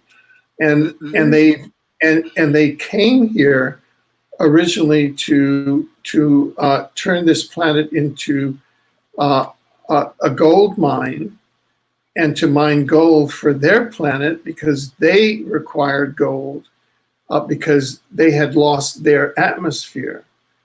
And so there's a whole and they came here and subjected this planet to three things: government, finance, and religion, and all of the hats that the rulers wear, the crowns, and the popes and archbishops wear. All those are from the Anunnaki hats. And this is something that is well documented and well known. So this is where I get and this is based on archaeological evidence. Okay. So again, this is where I get a little tired, because you dismiss the flat Earth, just because you dismiss it, but there's loads of us in the flat Earth who've actually gone out and done. Well, let me finish. Let me finish. Go ahead. Okay? We've gone out and done experiments that prove what we're trying to say. Okay. Now you come along and say, I've been to Adam's Calendar. Again, let me finish what I'm trying to say. Okay. You don't know what I'm going to say. It's a toroid Earth. I've done interviews with the most advanced thinkers in this area. It's way beyond the flat Earth. It's a toroid Earth. What is that? How can you prove that to me? Earth. What is a toroid? Begin to listen to the interviews. You see, the flat Earth is a CIA psyop. It's a toroid Earth. Even there in the chat, they're giving you feedback. They're trying to give you feedback. Let's see. What's a toroid Earth, Alfred? I've never heard that term before. Can you explain? Yeah. And we've got a very short time before we sign off. We had extra time because we had problems with the signal. But just because I want to give Dave the opportunity to respond to you fairly as well, Alfred. And This actually is a very interesting conversation.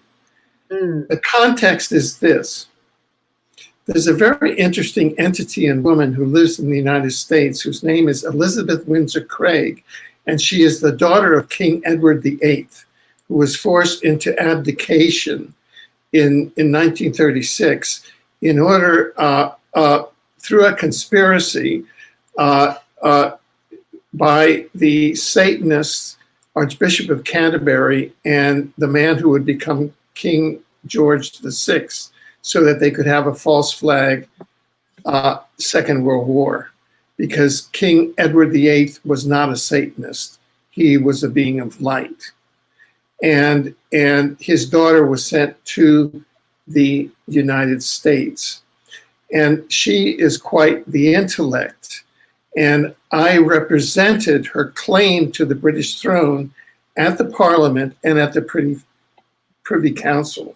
She's been claiming the British throne over and against Elizabeth, because her claim comes from King Edward VIII, not from George VI, because George VI illegitimately took the throne through a conspiracy by the Archbishop of Canterbury, who was a Satanist and who engages in a child sacrifice. Okay, now you can listen to my interviews with Elizabeth Windsor Craig, in which she explains that it's not a flat Earth, it's a toroid Earth. And she's a very advanced scientist. She's an extraordinary mind. And I would urge you to do so. And I would favor having a panel between you and Elizabeth talking about that, okay? Because she's the toroid theory takes aspects of the flat Earth theory and aspects of the spherical theory and kind of melds them in very unusual ways. So that's kind of the background there. So are you saying, Alfred, that it's in between the two? It's in between. Well, no, flat a toroid is a sphere, but it's kind of hollow, and it's, you know, the Earth is a multi-dimensional entity inside of a multi-dimensional universe. And to say that it's a flat Earth does not do justice to the dimensional ecology of the omniverse within which we live. I'll just put it that way. Okay, over to you, Dave. Well, there's a lot packed in there, including this this fight between, you know, the rightful heir. Well, as I said, neither of them are the rightful heir, nor is the current sitting monarch the rightful heir. As I said, the real bloodline, right, the real royal bloodline, you know, left the country with Charles II, right? Do you happen to know why they call it the Union Jack? Why do you think we've got the Union Jack? No, I'm not saying that either QE2 or Elizabeth Windsor Craig is the rightful heir. I'm just saying that that Elizabeth Windsor Craig made a claim against QE2 on the basis that the Archbishop of Canterbury had conspired to. It's all null and void. All null and void, because look, none of them are. No, I mean, you should read my platform to be an Earth representative to the Regional Galactic Governance Council. I'm for the abolition of monarchies on the planet, because monarchies is the pattern of Anunnaki rule. All of this is just the vestiges of the Anunnaki occupation. Okay, but again, I'm telling you, it's a particular bloodline on Earth, And again, you can look at the Paleo Hebrew, and it tells you what the bloodline is and why they're doing it. And Yeah, but that is just all that you're doing is talking about the reptilian human hybrids who are currently in 3D. I'm talking about the interdimensional Anunnaki who came and occupied the earth, some of whom came down then and created Anunnaki human hybrids, mainly in the Hebrews, in the Jews, and that's why the Jews are ruling, and why and the Old Testament is an instrument of the Anunnaki reptilian human hybrids, who are mainly the Sanhedrin, which is the secret Hebrew government, which is a Luciferian satanic government. The six-pointed star from of Israel that was adopted of Israel is actually the symbol of a diabolical entity who demands who demands child sacrifice. And indeed, it's a Saturnian entity. They aren't solar entities. Those people who call themselves Jewish are not the Israelites of the Bible, of the Old Testament. They're not the people. Yeah, that's where you're going wrong. You're understanding this story that's been put out there. No, they're not the people. They're imposters. Go ahead, Dave. It's not me just me who's saying it. Their own people are saying we're not those people. We're not that. And there's a guy called a rabbi called Harry Rosenberg who's actually gone out and done some research about who are the real Israelites, and he literally had to say, well, the real Israelites are from Scotland and from Ireland. Okay, I agree, but but the real Irish and Scottish, aren't in Ireland and Scotland anymore. No, that's true. That's true. So you haven't got Irish and Scottish there. You've got Germans there. Yeah, the real Irish and Scottish are in the Caribbean and in the Americas. They went into slavery. It's true.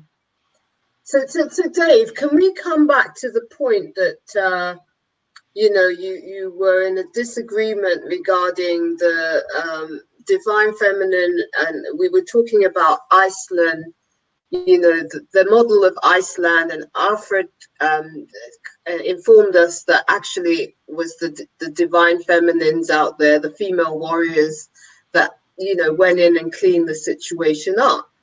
And so then you said, you basically had a different perspective. What is that? Do you mind sharing it with us, please? Yeah, the perspective is literally Iceland is a very small island of very insular families. Yeah, there's only a small group of families on that island. So the outsiders that were controlling were easy to spot. It's like, there they are. They live over there. It's so essentially. What's the population of Iceland? Do you know? Because we have 65 million approximately in the UK. Yeah, I don't know offhand. Comparatively. I don't know offhand. Okay. Again, I don't know offhand, but as saying, it's a very small place, and it's literally just several families that are branched out, but they're still very small insular families, and outsiders are easy to spot. They easily know where people are because they haven't got that many cities or towns out in that place, so it's easy to spot. And it wasn't just females that were that overthrew this.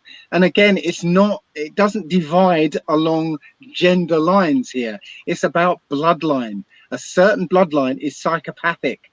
A certain bloodline has taken control of this earth. Okay, that's why all the presidents of America, are related to the Queen and related to ancestors of the Queen. Yeah, all the yeah. Anyway, if we're going into this idea of the Anunnaki being behind all this and that, I mean, we haven't really got any common ground to talk about, because my view is the Anunnaki are the same fallen angels of the Old Testament who literally became the gods of all these other cultures. They became the Olympian gods. They became the Roman gods. They became the Egyptian gods. That's exactly what I believe. And the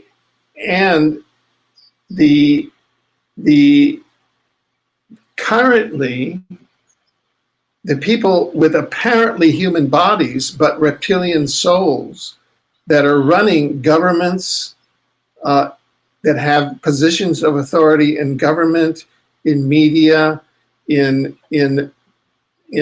military, in finance, are part of this same network.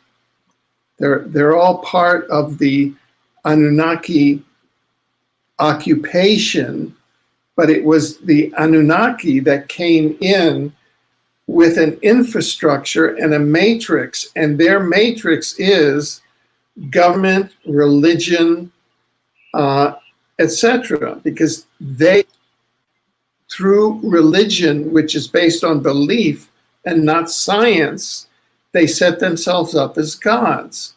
And that is my book. I'm going to send you my book, which is The Emergence of the Omniverse. It was published on February 29th of this year. It's the counterpoint to the pandemic, which is based on science. It's the obverse of the Anunnaki.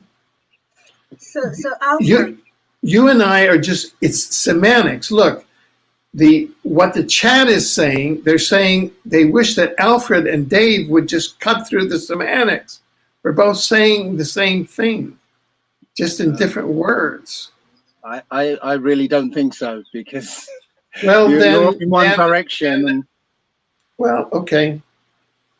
Yeah, I know. We're just going to butt heads, because you're coming from one direction, I'm coming from another. We're both allegedly, Dave. We're both allegedly, Dave, that we're on a planet that is suffering through an I wanted to ask occupation. whether the Nephilim, Dave, just Alfred, just hold on a minute. Yeah.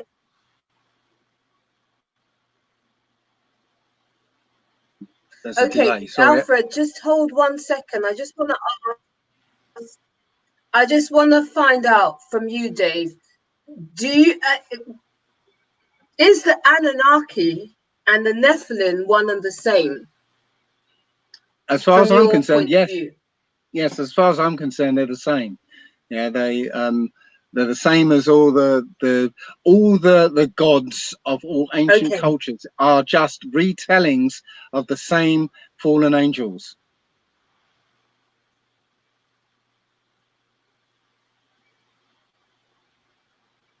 Right. So essentially, you're saying the same thing, but using different terminology. Is that correct? Okay, from one point of view, yes, we're saying the same thing. From another, we're not, because Alfred is basically saying these are aliens, essentially, that landed in Africa, where Michael Tellinger found his cattle kraal, Adam calendar thing, and I'm saying no. These are fallen angels who came down on Mount Hermon at a particular date that the Old Testament records, tells it exactly when they arrived, what their names originally were, and this is in the Book of Enoch. And right now there is a base, and a UN base high in the mountains, exactly at the spot where these fallen angels came down.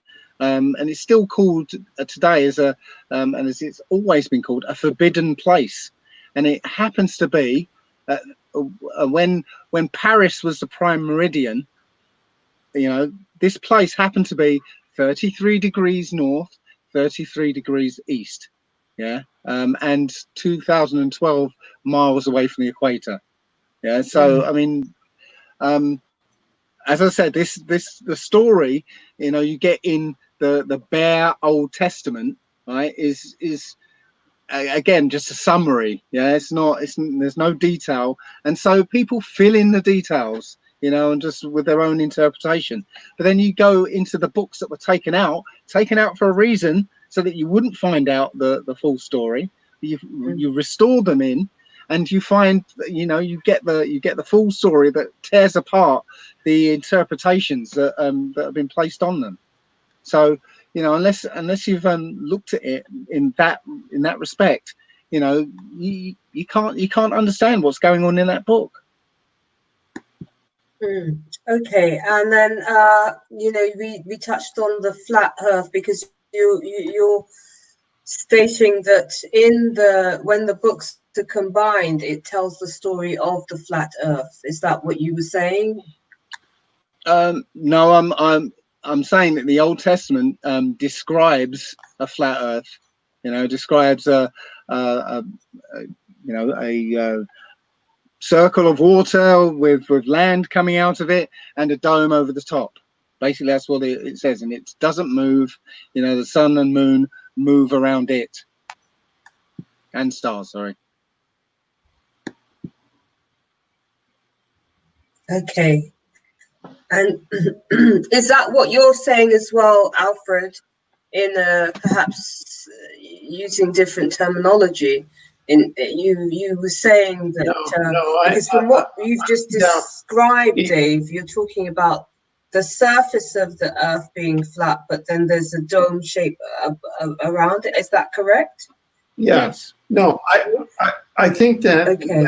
All right. So, Alfred, I think that my model can you hear me, Seven? You shared. Can you hear me? I think that Alfred.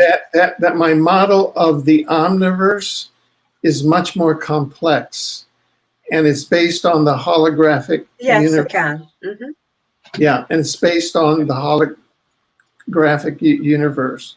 And the best thing for me is for me to send review copies of my book to you and to Dave, and to have a subsequent panel.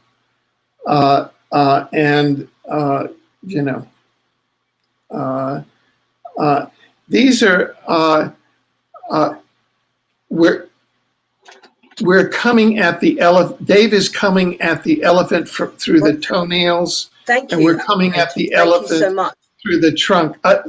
Let me finish. Dave is coming at the elephant through the toenails, and I'm coming at the elephant through the trunk. I.e., they're just different ways of looking at things, and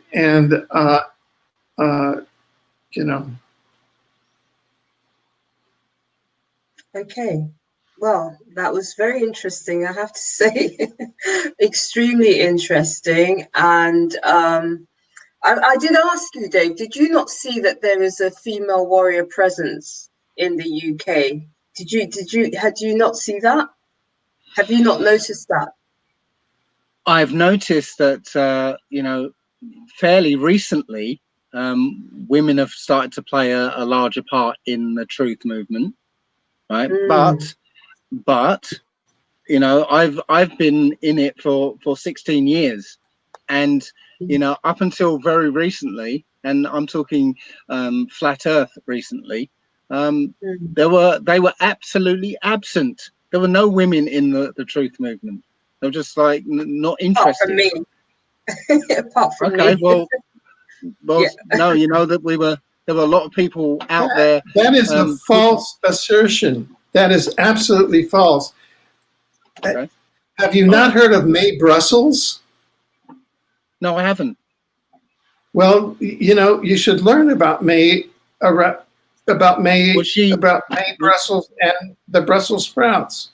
was You she know, was she in the 9/11 Truth, or was she in the Free Man Movement? Was she in the health movement? What was she doing? the JFK assassination.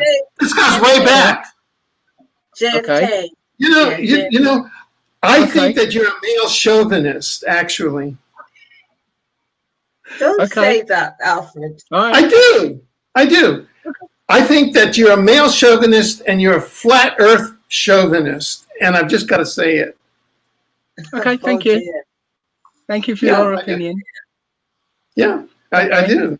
And they're both characterized by closed minds. Okay. Well, why would you say But that, Alfred? what I I'm mean, come on now, seriously. Because a person who has the opinion, who says that there are no women in the truth movement and who has no idea who Mae Brussels is a newcomer to the truth movement. I mean, where were you in the JFK? I was a consultant to Henry B. Gonzalez, who was the chairman of the House Select Committee on Assassinations. I was one of the co-directors of the Assassination Information Bureau. Okay. And I was busy being born at the time. Well, there you go. So, but then perhaps Horatio, there are things in your universe that you're not aware of. And You know, perhaps- I'm going to be Okay. an octogenarian in 2 years. And Yeah. perhaps I mean, you don't obviously. need to shout. Okay, so then you there don't are need to shout. things in your universe that you're not aware of. So I would step back and What I am aware of is being Yeah. on the front lines of certain movements that I was old enough to participate in. Yes. okay, And yes, Not yes. But hello, hang you on. You had never heard of the Earth as a toroid either. You had never heard of Mae Brussels either. Hello, when did Earth as a toroid appear? It's been out on YouTube for a long time in the Flat Earth movement. Hello, I've been Flat doing Earth interviews on it for decades. the I'm Flat going Earth to laugh movement. at the two of you. It's ridiculous. No, I just can't. I mean, allegedly Dave is, you should change your name to Absolutely Dave, not Allegedly Dave. You're misrepresenting yourself. Seriously. I thought that with a name like Allegedly Dave, you were less dogmatic and doctrinal than what you're representing yourself here. Your name should be Absolutely Dave and not Allegedly Dave. Thank you for your That's opinion. my opinion. Thank you for your opinion. Okay. Thank you very much. I think that we have taken it, to a level that we need to pull back. And, it's very passionate, but it's very real, very real. I'm grateful to both of you for being authentic, because Alfred doesn't mince his words. You don't mince your words. And so the two of you. Yeah, when I can get a word in. Well, there you go. Do you want to, Alfred, let him have us? No, it's okay. It doesn't matter. Alfred's right. No, it does matter. It No, does no, matter. look, I'm just expressing my opinion. Yeah. I am I am a Cuban with indigenous Cuban genes, and I'm expressing them with our native Caribbean emotion. Oh, okay. So you're Caribbean. Yes, I grew up in Cuba. Okay. Okay. Fidel Castro used to come to my grandmother's house for Sunday dinner. Okay. I'm used to people with dogmatic opinions. Wow. Right. Yeah. So I'm just like surprised that you're original Cuban. That's fair enough. Oh, we're not gonna get. We do this is exist, like, you know. Mhm. Cuba is built over the ruins of Atlantis. You should know that. Oh, I thought no, that that's what you were referring to when you said okay, that. no. I Yeah, didn't I know. mean, if you'd like to get into that kind of discussion, I will.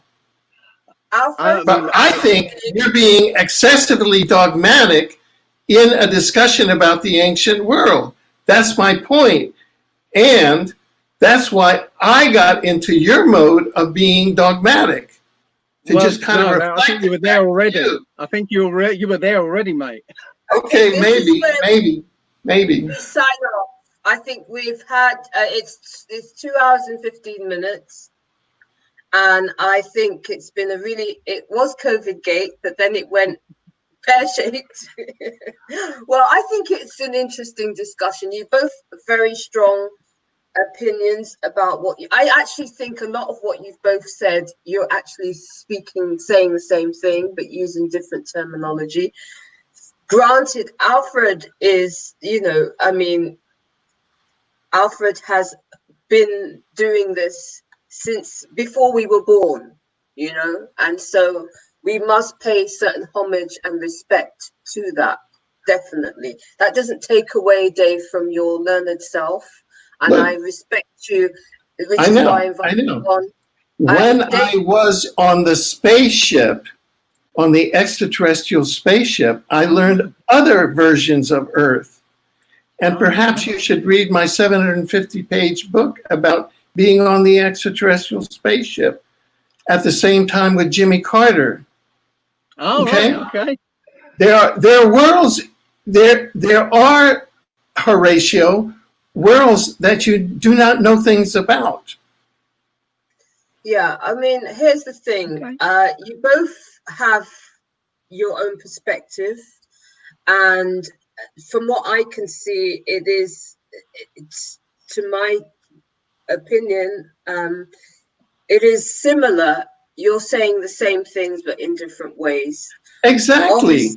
I don't see. We're saying very similar things, and I'm used to having a discussion where people say, "Oh, that's an unusual way to talk about it," rather than, rather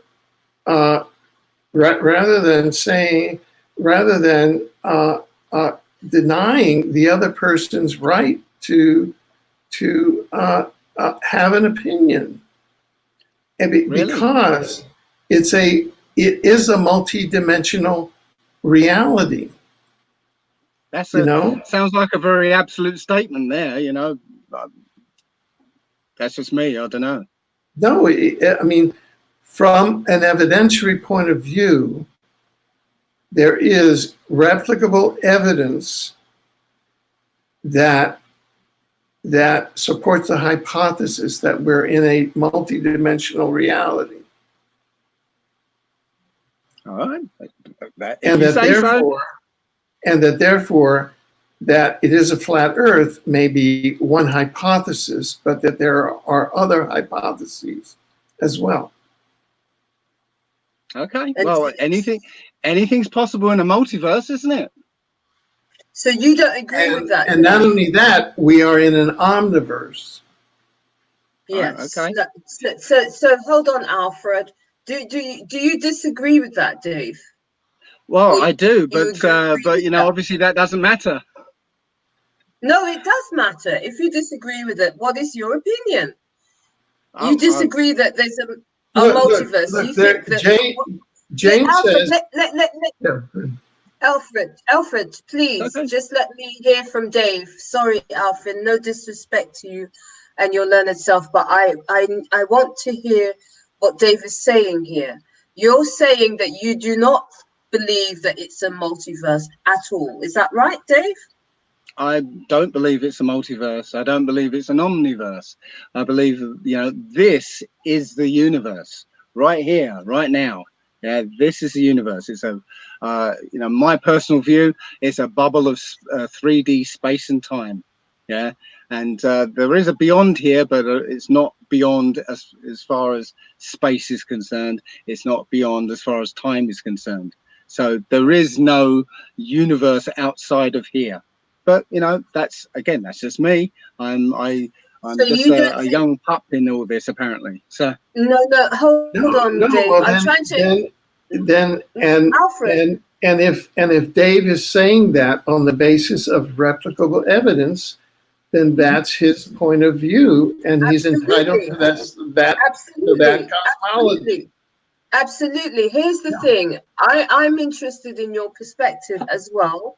Alfred has asserted that there's an omniverse, that is his opinion, multiverse, and you're saying that we're in a universe. Is that correct, Dave? I'm trying to I'm get you. saying that this here, this what we call the Earth, yeah, is the universe. There is nothing outside of this. Yeah, that's it.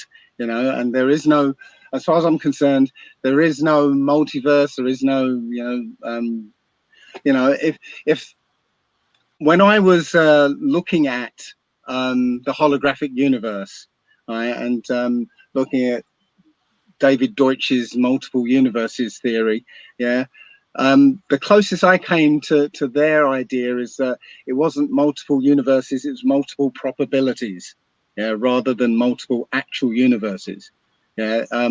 But that's a whole nother topic. But as I said, my view is that this is it. This is what was created, and there is nothing outside of it. Yeah, Okay. and this is a classic argument with the multiverse omniverse, you know, where you've got people like me who've been on extraterrestrial spaceships and have talked to extraterrestrials that are from other dimensions. And Do you Dave, have video of that? what do you do about that? What do you do about them? I can't comment on that because it's your subjective experience. I mean, unless you've got video and, you know, artifacts you brought back, or something I can look at, touch, feel, and that can't be replicated here on Earth, then I'll look at it and take notice of it. But if you're just saying, Okay. well, I had this experience once, well, what can I do with that? I can't do anything with it. Okay. Then I've got 3 books on the omniverse that are chucked through of replicable scientific evidence about not only extraterrestrials, but about the afterlife. Hang on. You know, of people talking to people where their souls have gone to another dimension and they're communicating back with Earth. You're talking about reincarnating souls. How do you deal with that? Hang on, right? Well, you've got 3 books written by you about your subjective experience. No.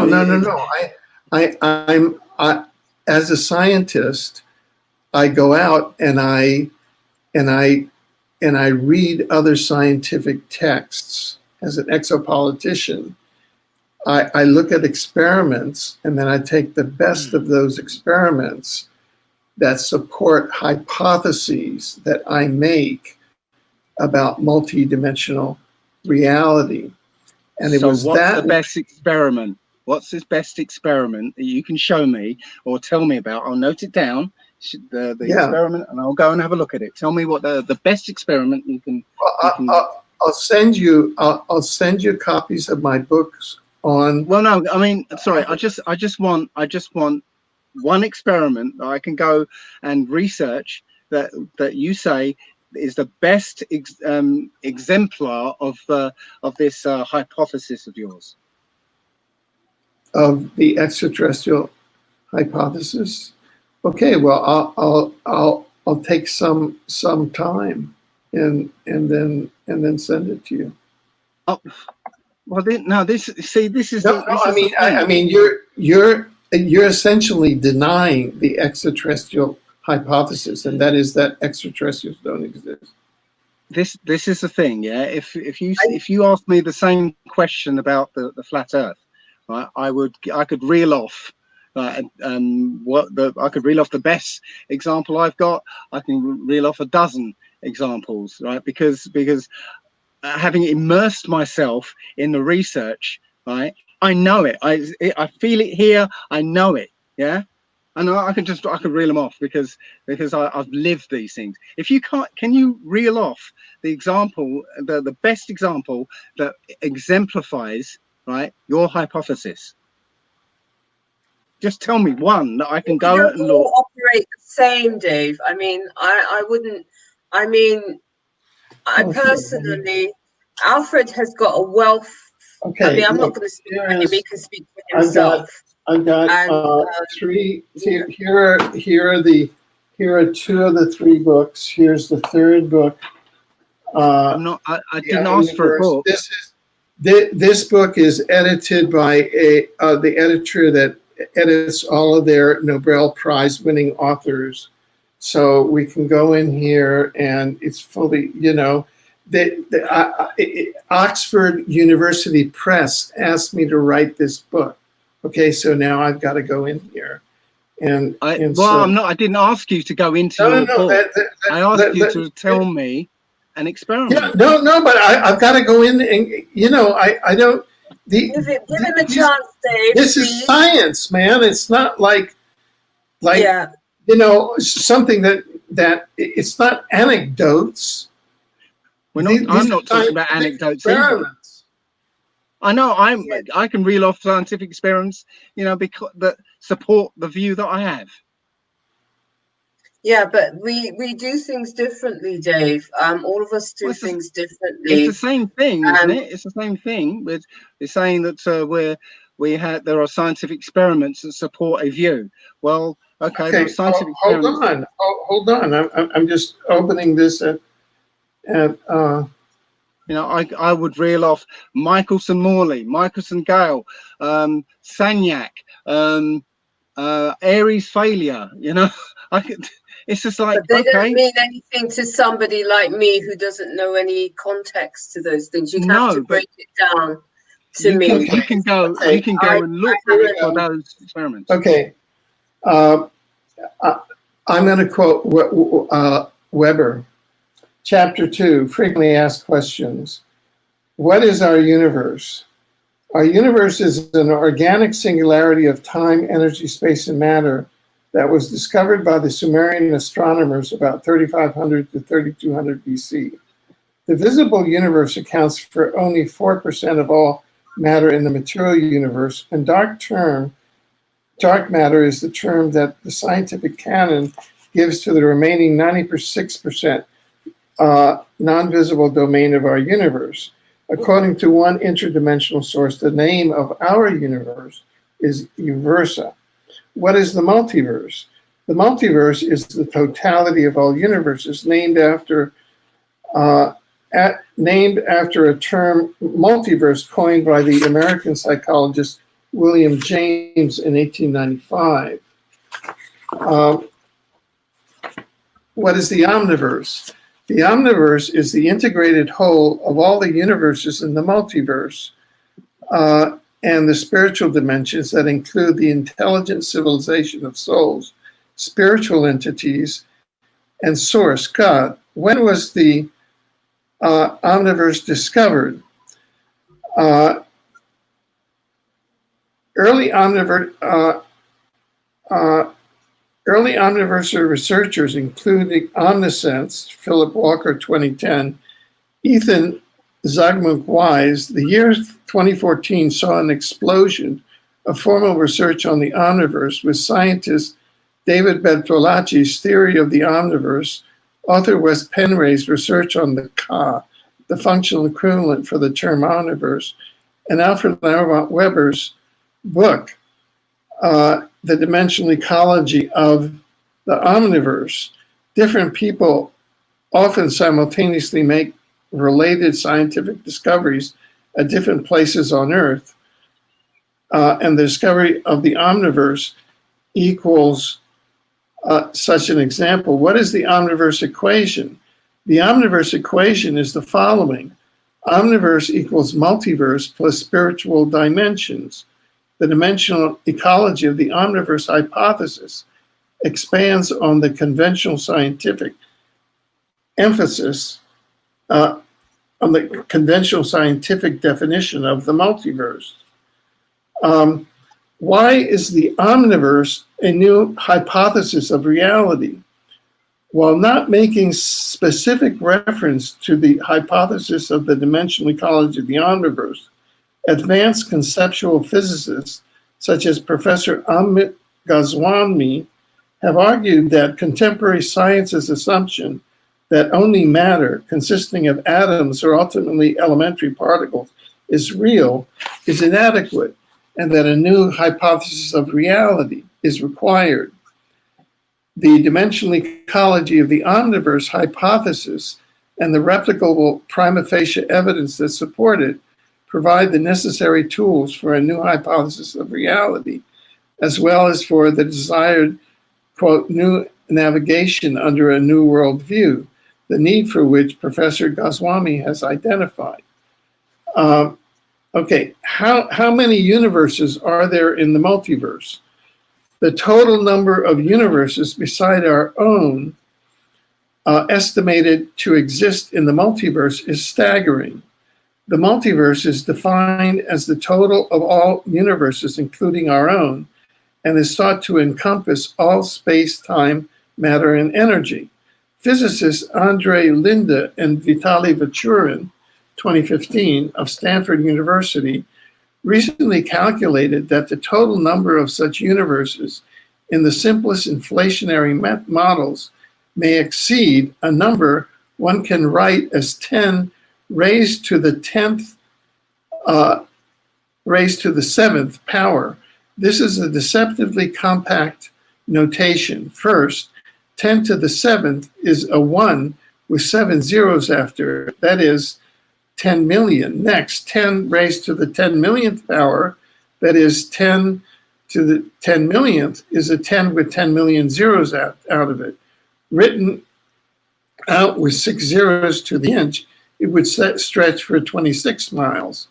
However, the next step, raising 10 to the power of that 26 mile number, generates a number so large we cannot name it, let alone write it out. It would stretch for at least 260 million miles long. Linde and Vechurin also said, quote, this humongous number is strongly model dependent and may change when one uses different definitions of what is the boundary of eternal inflation. Linde and Vechurin, 2016. How many habitable Earth-like planets are there in our universe? One German supercomputer simulation estimates there are 500 billion galaxies in our universe. Webre, 2015a. You know, I could go on and on and on. That's just a couple of pages in my most recent book. Yes, you've gone on and on for for 10 minutes there, and you still didn't answer the question.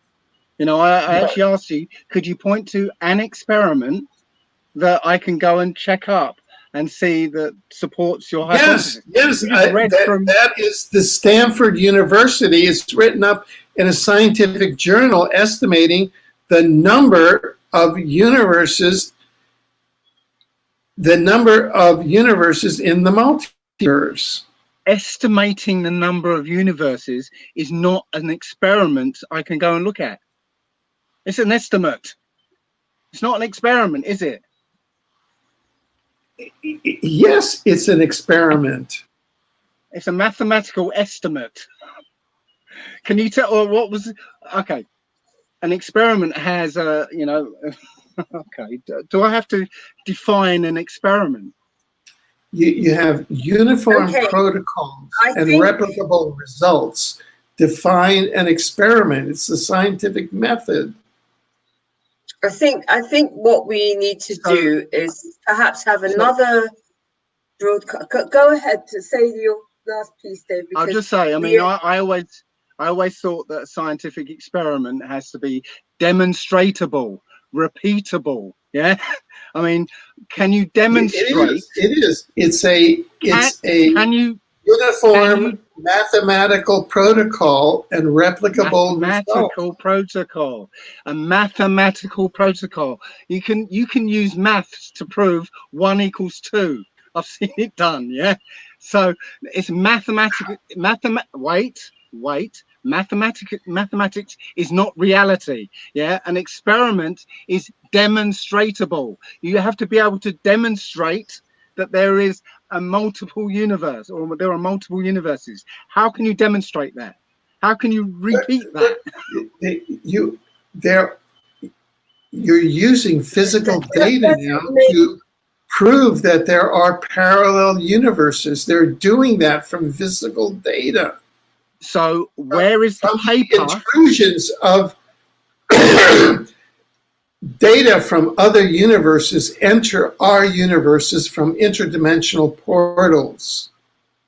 Well, I mean, you are denying. You're like denying basic physics. You're like, we're not talking basic physics reality. Here. I mean, it's incredible. We're not talking basic physics here. We're talking about theoretical physics here. Yeah, but here's the thing, Dave. Here's the thing. No. From my point of view, this is from my point of view. I mean, obviously, we come at this whole conversation from different positions. And I come at it from the fact that, you know, the universe, or what different people call the universe, is a living, breathing thing. Okay, this is why we have things like the phenomena of being able to lucid dream, to being able to be psychic, to having premonitions of events before they take place. All of that shows us in real time. And I don't know that personally, even though I'm somebody who has those experiences, I don't know. Okay, so then let's go to the chapter on near-death experiences. Hold on, Alfred. Let me finish my point. I mean, you know, this is absurd. Yeah, wait. Let's go to the chapter on near-death experiences. Hold on. Dave is in denial of parallel universes, so let's go to the chapter on near-death experiences. And I'm saying Alfred, let's agree to disagree on this now. Let me finish my point. My point is this. I don't know that I could demonstrate how I would, as somebody who has prophetic dreams, lucid dreams, I am somebody who experiences the psychic phenomena on a daily. It's not, you know, synchronicity. Anybody that knows me will tell you that this takes place, which shows me personally that this is not all that there is. There is no way on earth that this is all that there is. And I'm not saying that this is all there is. I'm saying that the physical 3D time and space world is here. There is more than this, but I'm talking about the physical 3D time and space world is here. Yeah. And yes, you're saying you can't demonstrate that, but you're not saying that you have an experiment that proves what you're saying. Yeah, I just said that. I wasn't talking to you, Alfred. I was talking to Seven. Right, Seven.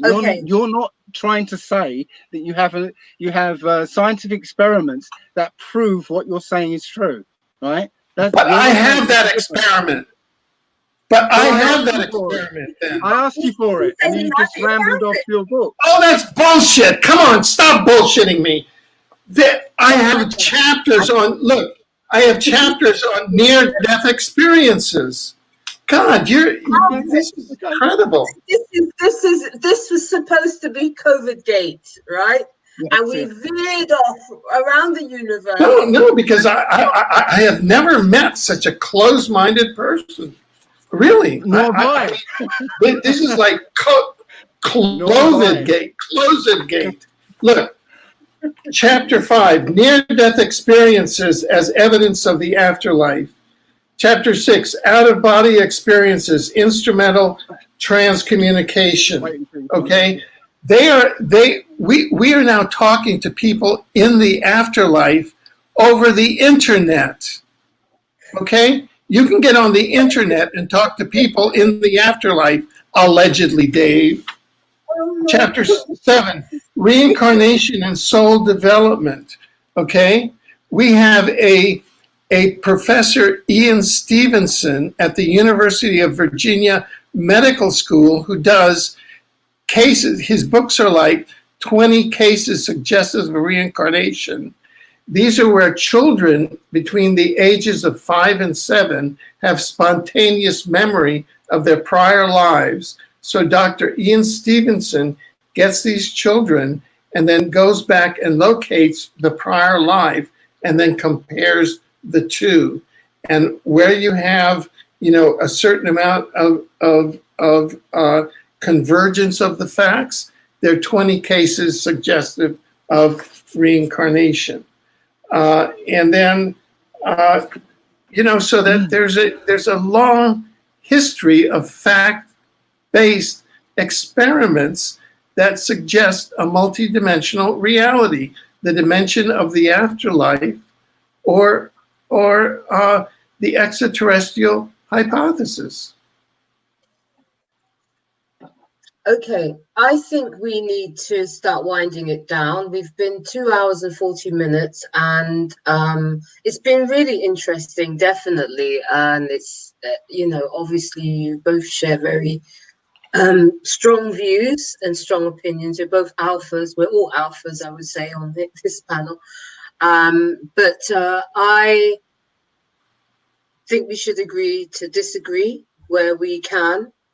And I'm grateful for you, Alfred, sharing your books with everybody. Hold on, Alfred. I'm grateful to Dave.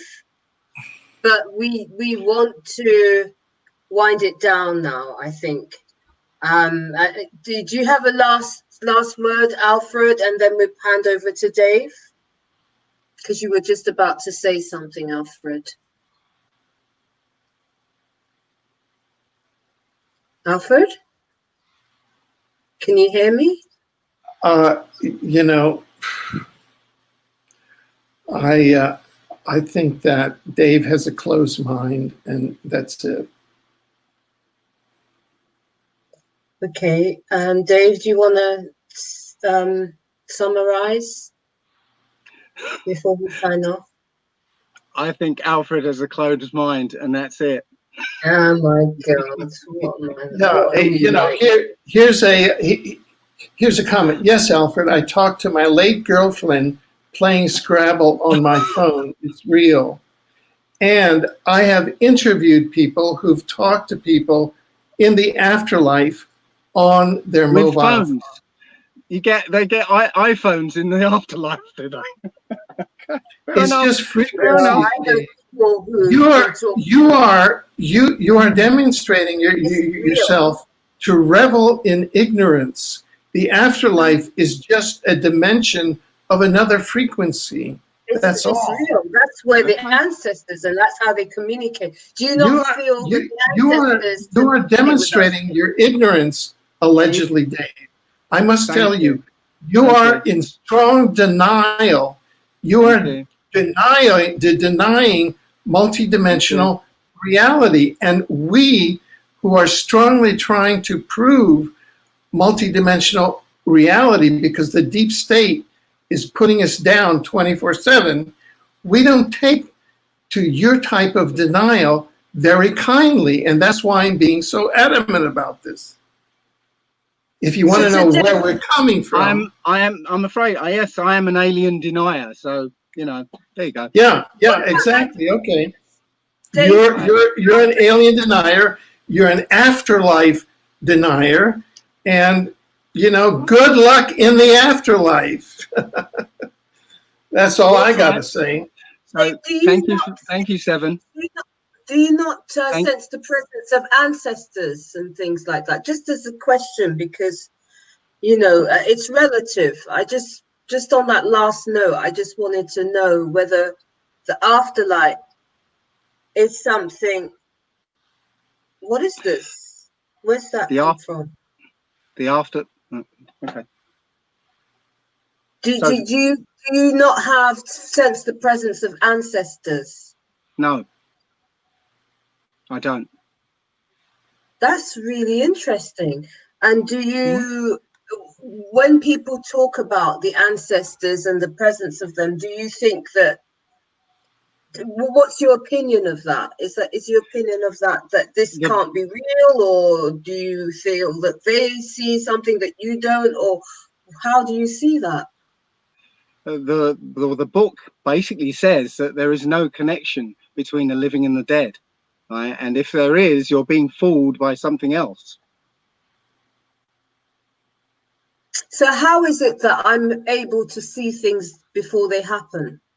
And they do happen. And I many don't know. friends, if I bring friends of mine, I don't know. I could bring And that's not. friends and they That's would got tell nothing. me she That's. definitely does. But again, I don't know how you do what you do. Yeah. But I can't see that that is anything to do with the, this idea of ancestors. Are they, unless these ancestors are telling you what's happening? Is that what's happening, or am I getting you wrong? Well, there's a number of phenomena that happen, but I do believe that my ancestors guide me. I do believe that I have ancestral guides. I believe that you have ancestral guides, actually. And all of us have ancestral guides. We also have divine guides. We have an army of different unseen forces that guide and protect us and tell us when we're in situations of danger. That, have you never experienced anything like that, Dave? I have not experienced, an ancestor telling me what to do or warning me of anything. Now, what I'm trying to say here is that, there are other explanations than the idea of ancestors speaking to you. Yeah, there is something called your intuition. Yeah, it's your link to the right hand side of your brain that essentially knows pretty much everything. Okay. And what I've experienced, when I did the breatharian experiment, and the first 10 days of that experiment, where I didn't eat or drink anything, my intuition literally went through the roof. And I was actually making connections. Was having ideas. I was having so much stuff was coming through to me that I had to have a notepad by my bed so I could write them all down before I forgot them. Yeah, that wasn't ancestors speaking to me. It was literally I was making a connection to the subconscious, or again, I'm not going to make any sort of claims here, but it stemmed from me not eating. And again, I believe that's where the Old Testament it talks about fasting and praying, because I was getting answers. I'd ask a question, I get not only the answer, I get an experiment to prove the answer and the results of that experiment all in like one neat package. So do you ever have you ever had a premonition of something that was to come, and let's see, you dreamt something and that thing came to pass maybe weeks later or days later? Have you ever experienced anything like that, Dave? Not in that way. I've okay, I've had cannabis journeys where I was literally predicting the very near future. I was actually just saying what was going to happen because I was actually experiencing them before everybody else was. But that was a shift in my consciousness. That was induced by cannabis or By a cannabis. substance. Yeah, Yes. I mean, I don't take cannabis or anything like that. Well, This nor is do I, something but that I'd experiment with what I call cannabis journeys, where I would actually learn new things from taking it. But yeah, that was a long time ago. Okay, but it's never happened outside of cannabis, on just involuntarily. Not in that way, no. Okay. Well, but you know, maybe because you said that you were atheist beforehand. Is that right? Hmm. You said Yep. before your journey into studying. And how long has your journey studying been since you've switched from being an atheist? It would be now, I guess, the last 6 years. Okay, so you're quite relatively, I mean, in terms of the spiritual phenomena, quite Well, relatively.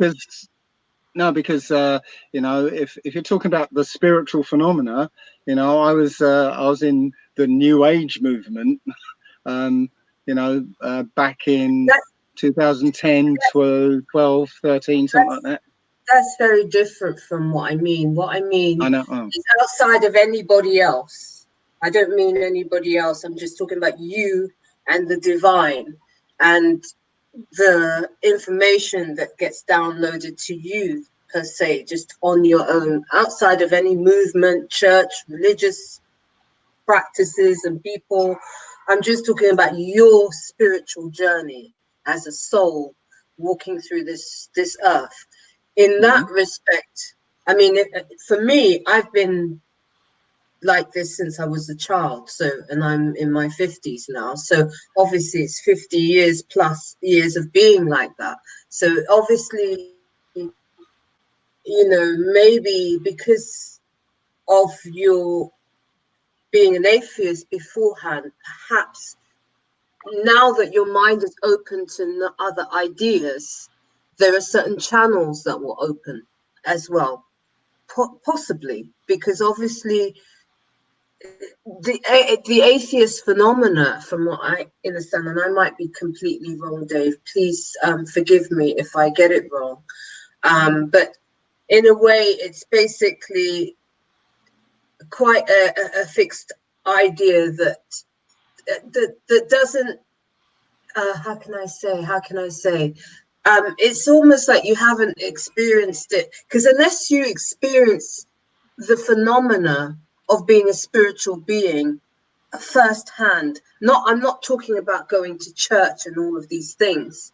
I'm talking about one-to-one with you and the divine world, the divine realm, which is living. It's a living, breathing force that, you know, you can tune in. I think a lot of it is to do with the heart, being engaged in the heart, because obviously our heart is an electrical organ, you know, and it connects us on a frequency level. You know, if I have a feeling for you, which we describe as love, it will send electrical signals in my body, which I can then send to you, and you send it back to me, and that does something. Do you see what I mean? That opens a whole realm of existence that unless you go there, you wouldn't see it. Do you see what I mean? Sure. It's very That's, difficult to describe. yeah. I Well, don't know if that's, that you makes know, any sense. well, that what you just described was, you know, part of the New Age movement. You know, that's from almost like the Celestine prophecies. You know, the energy exchange and all that. That, yes, I was in that realm. You know, for Mm, several years, but I moved out of it. Yeah, I mm, moved away from it, and you know, I let my intuition guide me from one mm, topic to the next, to the next, to the next. And what I realized was, you know, now that I'm here, I realized that journey that I was on for the last 16 years was a mm. journey to seeking the face of the Most High. Literally, it was Absolutely. me, it was me breaking down, because, you know, before I started truth seeking, I was in the matrix. I was deep in a matrix. I'd basically abandoned myself to this idea of making money, being successful, blah blah blah blah blah, right? With no thought of anything else, right? And literally the journey that I've been on has been breaking down these ideas that I was like clinging to. So, for instance, I had a Ferrari, and you know, I had a big house, and I had a room full of toys, and the things that we were supposed to be sort of aiming for. Yeah, I'd got them, and one day out in the Ferrari, I had this experience that made me look at that car and realize it's just a hunk of metal. You know, why am I, you know, have I invested so much in this lump of metal, which I've only bought to make myself feel and look better, you know, somehow. Yeah.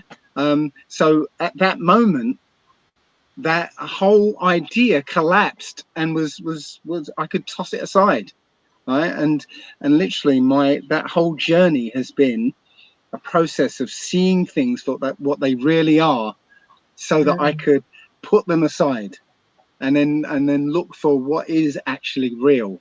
And as I said, the journey of finding the Most High now, you know, that I've got to the point where, you know, there isn't anything realer than that, you know, because I'm seeing that this special book, the only book that has been with mankind for the whole of you know, recorded human history, is like telling the present and the future right now. It's that, you know, somebody showed me a passage, a verse, and I can't remember where it is, but it describes you know, the Most High sending an angel down to walk around on earth, and the angel saying, the earth is quiet, everybody's shut up in their houses.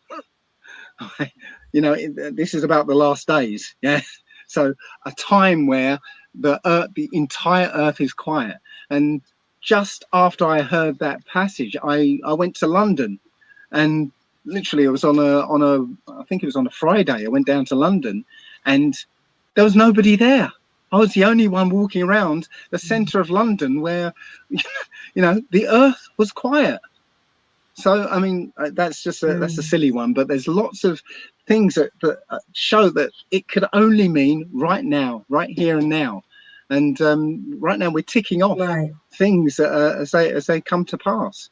So yes, I went from atheism into this, and it wasn't just I you know, suddenly got the book and then, oh, now I'm a, you know, now I'm a Bible basher. No, the whole journey has led to this point in my life, and to read the book and find that, hang on a minute, you know, there are places on earth I can go to and see the evidence of what's written in that book right now, you know. So so that was the first thing that got me to, that hooked me into reading this book and taking it seriously. Okay, so would you say that unless it's in that book, that you don't recognize it as, well, let me phrase this question correctly, Dave. So obviously the book has opened your mind, because you can see parallels between the shared plane, the here and the now, and what is written, okay, historically. So it can only be prophecy is in effect, that, you know, obviously. Well, however, what I'm talking about is the inner world, because what you're talking about is the external world. You're talking about how the events play out in the macro, but I'm talking about the micro, the self, and the living experience from the inner world, okay, which is unique to each and every one of us. Obviously, there'll be some people that will have the same phenomena, have the same experiences, But in terms of the spiritual journey that I'm referring to, is not external. So it doesn't matter if you've been in the New Age or whatever. Obviously, there'll be schools of thought that will have had these experiences as well. But the experience that I'm really talking to is when you're on your own and there are revelations, not just, for instance, that you described that, there was a part of the Bible where the earth was quiet, but there are things within you, like things that are of your personal experience, your personal life, whereby it can only be a spiritual phenomena that has brought that information to you. Let's say, for instance, let me give you an example of, let's say somebody, something's about to happen to say. It could be something pleasurable. It doesn't necessarily have to be something negative, because I've had situations whereby I've dreamt that a friend got married, and when I hadn't seen them, and when I saw them, I said, I dreamt you got married, and they said I did. And then I dreamt it of two different friends, and they could actually testify to this. They could come on here and tell you this is exactly true. Both people I dreamt, I've got two separate friends. Initially, they didn't know each other. One is a female and one is a male. They don't know each other at all. Let's say on Sunday, I dream of the female got married. The next day, I dreamt of the male got married, and they both got married. The next time, I dreamt that the female was pregnant, and then the next day after that, I dreamt that the male friend of mine, his wife, was pregnant, and that was true. And then it turned out that they ended up in the same hospital. They didn't know each other. The only link they had to each other was me. And they ended up in the same hospital, in the bed next to each other, to two women, and they had their children on the same day. That's a phenomena to me. So, I mean, A phenomena, what are the odds of that happening? or abilities that natural humans have, that have been suppressed in this culture that we're living in. That's interesting. Telepathy is real. Yeah, telepathy is absolutely real. Sorry, I didn't catch what you said. I said that's an interesting perspective. I said it's a really interesting perspective. Thank you. Because you said it's abilities rather than a phenomena, So basically, are you saying that everybody has that ability? It's just that I use it and some people don't. I don't. It's involuntary, though. I'm not willing it. It's just happening, and it's because happened all my life. Because we all don't kinds of situations. We don't know how to use them now, because okay, one example: technology, right, is killing our natural abilities. Yeah.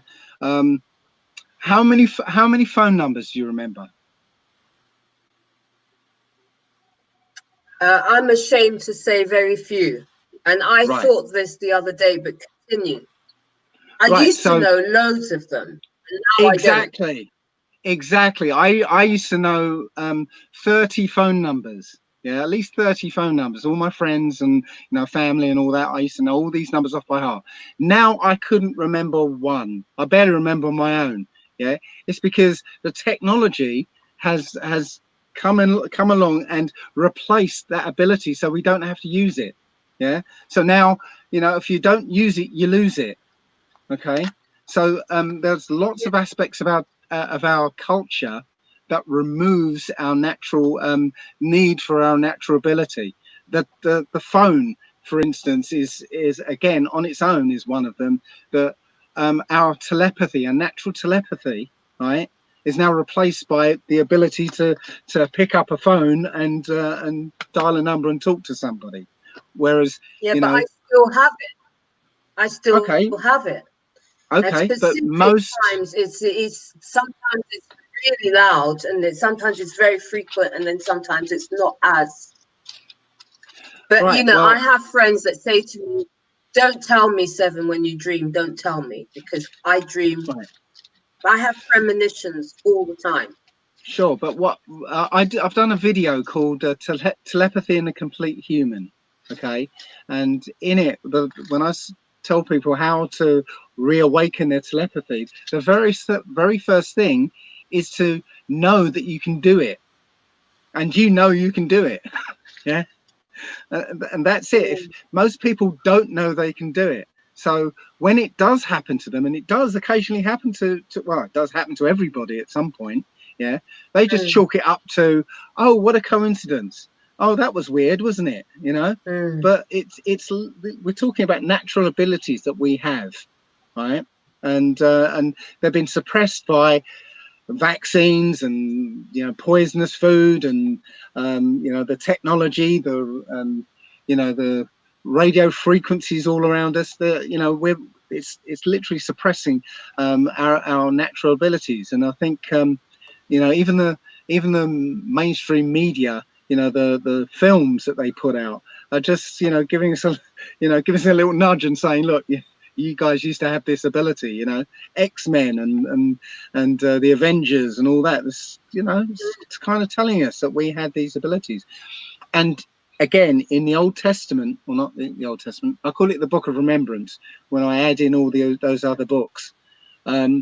Those books, especially the Book of Jasher, tells you that that we had some amazing abilities, you know. But there you go. It's again, it's a different perspective on the same thing you're saying.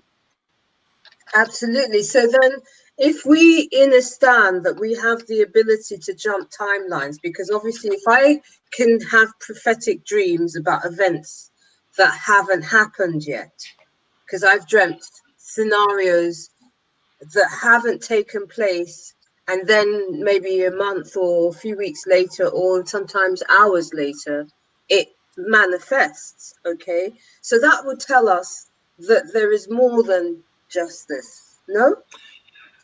No, again, there's a few things I can say about this. First of all, we all know the future. Okay, we all know the future. There's been experiments by a guy called Dean Radin, who did an experiment where he had a computer that would randomly select an image and flash it on screen, right, and then blank out for 10 seconds, select a new image and flash it on screen. And they had the subject wired up so they could test their reactions to these images. So it turns out that 6 seconds before a traumatic image appeared on screen, the person would start to react to that traumatic image. So even before the computer had selected the image, 6 seconds before, there was a physiological reaction to the traumatic image. Okay, so they could have sense that was coming, basically. This is the point. We all have a sense of the future that's coming. Now, I had another cannabis journey. I guess I had two that are relevant.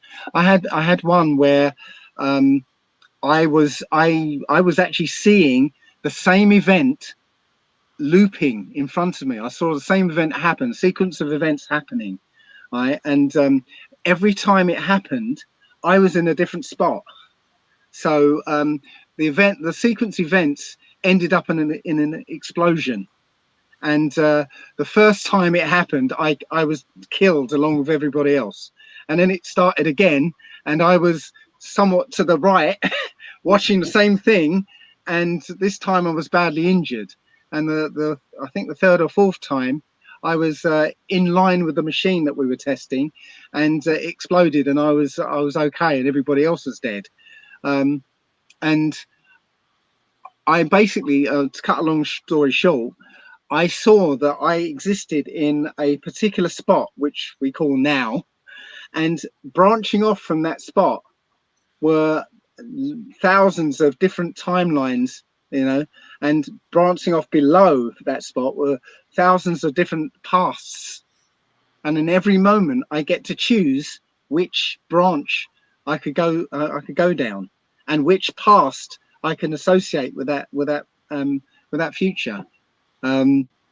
and I could see how the future progressed, and then it would fade out as I go further along.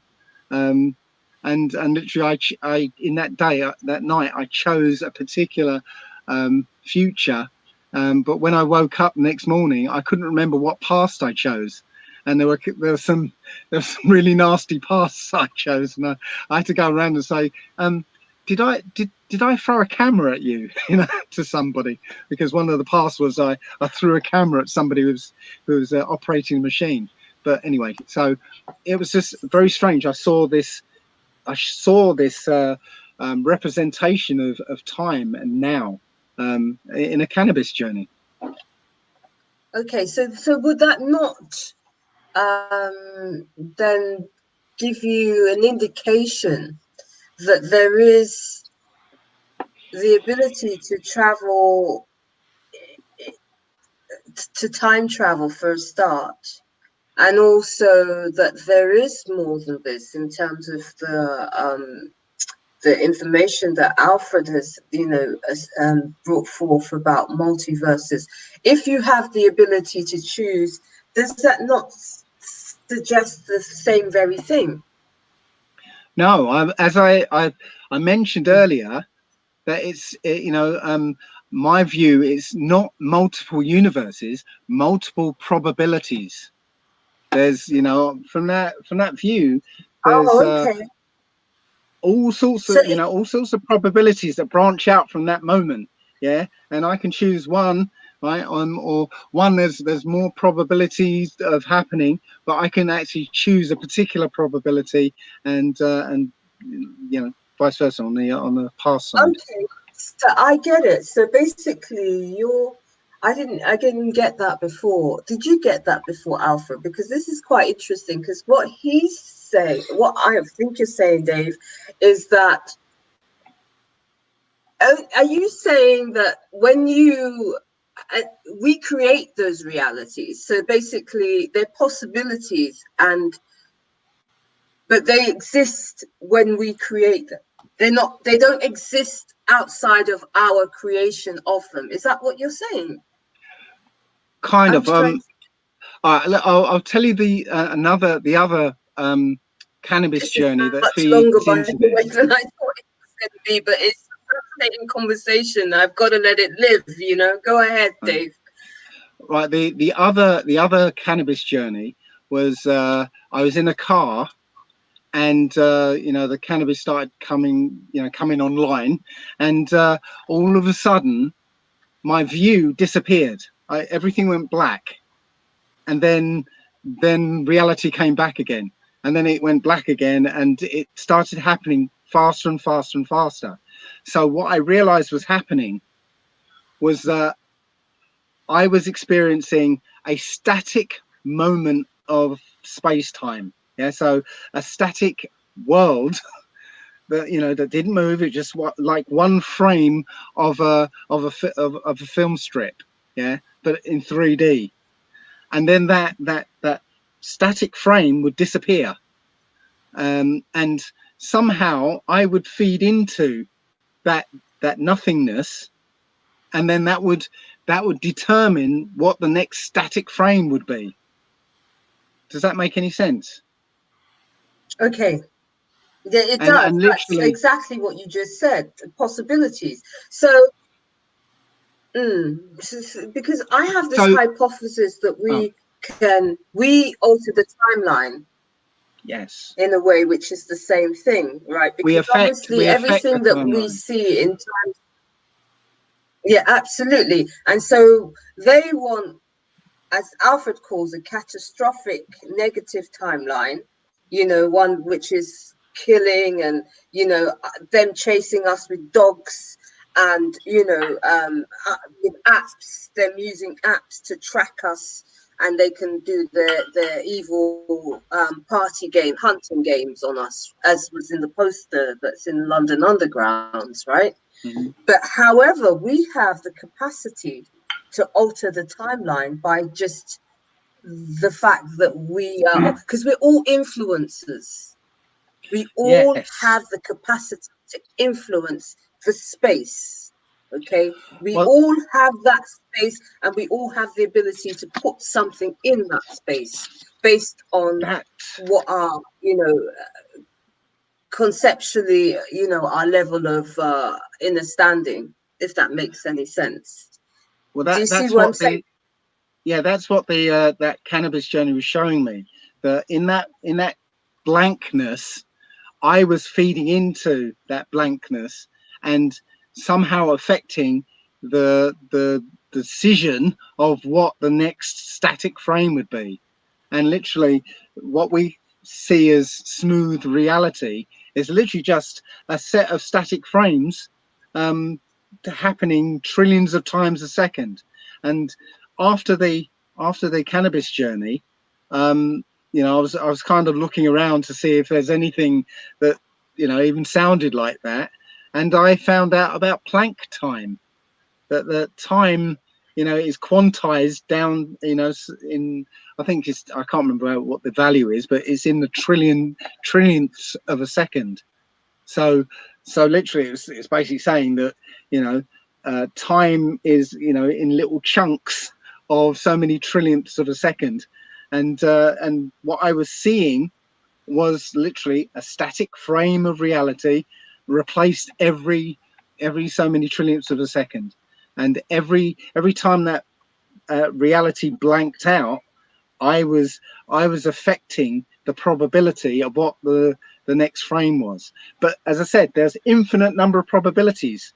Yeah, not infinite universes, infinite probabilities. And I was helping to collapse it down into one event of reality, if that makes any sense. Yeah, I get it. I get it. So you're compressing basically into one segment, if you like, for want of a better term. Does that make sense to you, Alfred? I can understand what he's saying, but I also understand what you're saying, because you're saying, on the other hand, there are fixed universes. Am I right, Alfred? That there are fixed realms that are currently in existence, and we dance between the different ones. This is, I think there are parallel universes, whereas Dave, you wouldn't agree with that. I don't agree with that, because the thing, I don't know if you've come across the D-Wave computer, quantum computer. So the explanation of how this D-Wave quantum computer works is that they say it's, you ask it a question, it reaches into the multiverse and goes to the universe where the answer, is sitting there, and it pulls that answer into this universe. Yeah, this is how they describe it working. Right now, I view it differently. I view it that there's Okay. multiple possibilities or probabilities out there, and this quantum computer basically finds the probability of the answer, okay, and takes and brings that into this this reality. So it literally alters this reality by changing the probability that brought this reality into existence. If that makes, I'm not sure I'm making much sense, because I believe that this quantum computer is actually altering our timeline every time they use it. But that's just a little pet theory of mine. Interesting, Alfred. Before, because I could see this easily becoming 4 hours long. I don't want that to happen, because No, nobody will watch it. I Everybody will say, "Oh my God, it's 4 hours. I can't be bothered with that." So Alfred, just to share your perspective and your insight in terms of what we're bringing forth, because I totally get what Dave is saying, in the sense that, but at the same time, I come from a position where I believe there are parallel universes. I know this. I've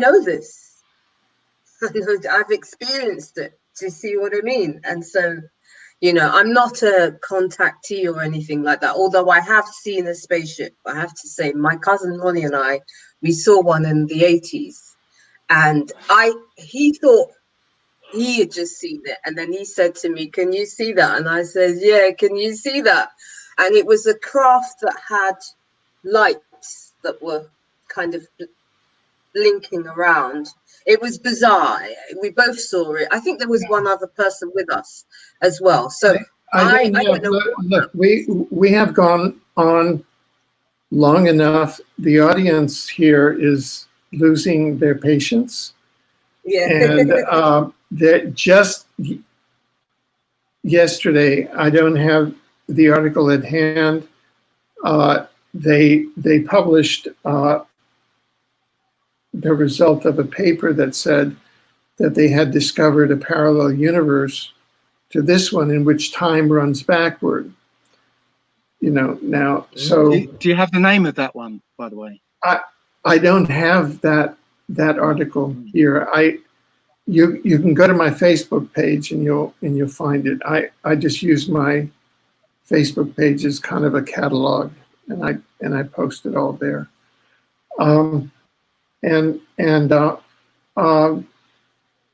You know, these are different views. Dave has a view, and the views that I'm posting are different views. Dave is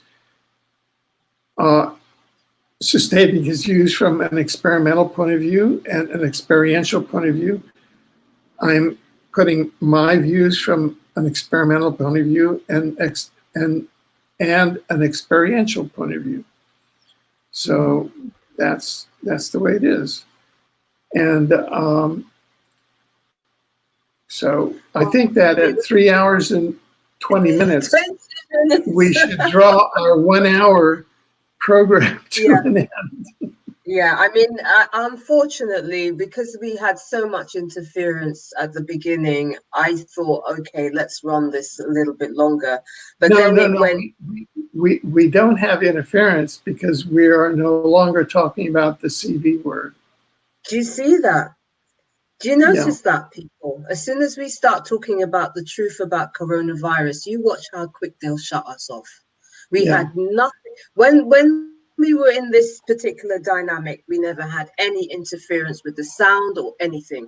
That just goes to show that there is deliberate sabotage, people. No, that's why this show is so highly targeted, because it is about the CV word. And I think that the comments are right, that we should adopt a new strategy and not use those words anymore, but use code words. And that's what a lot of people who have to address these subjects do now. Well, there you go. Well, I want to thank you. I want to thank everybody for in the audience. I want to thank Dave for coming on. I really appreciate you being here, Dave, and sharing your perspective. I want to thank Judge Alfred Webre for hosting and providing the platform for us to be able to engage and talk about these interesting subjects. We're going to be back tomorrow with another unknown situation. We will be dealing with COVIDGATE. I repeat, we will be doing COVIDGATE.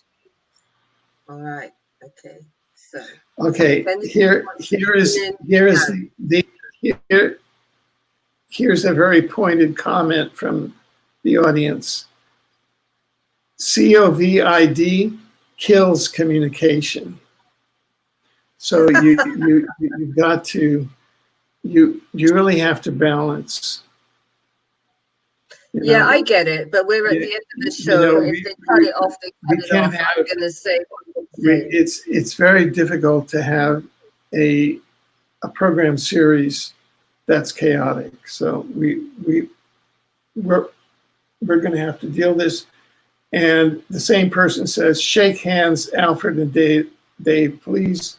Dave, I put out my hand to If say, there we go.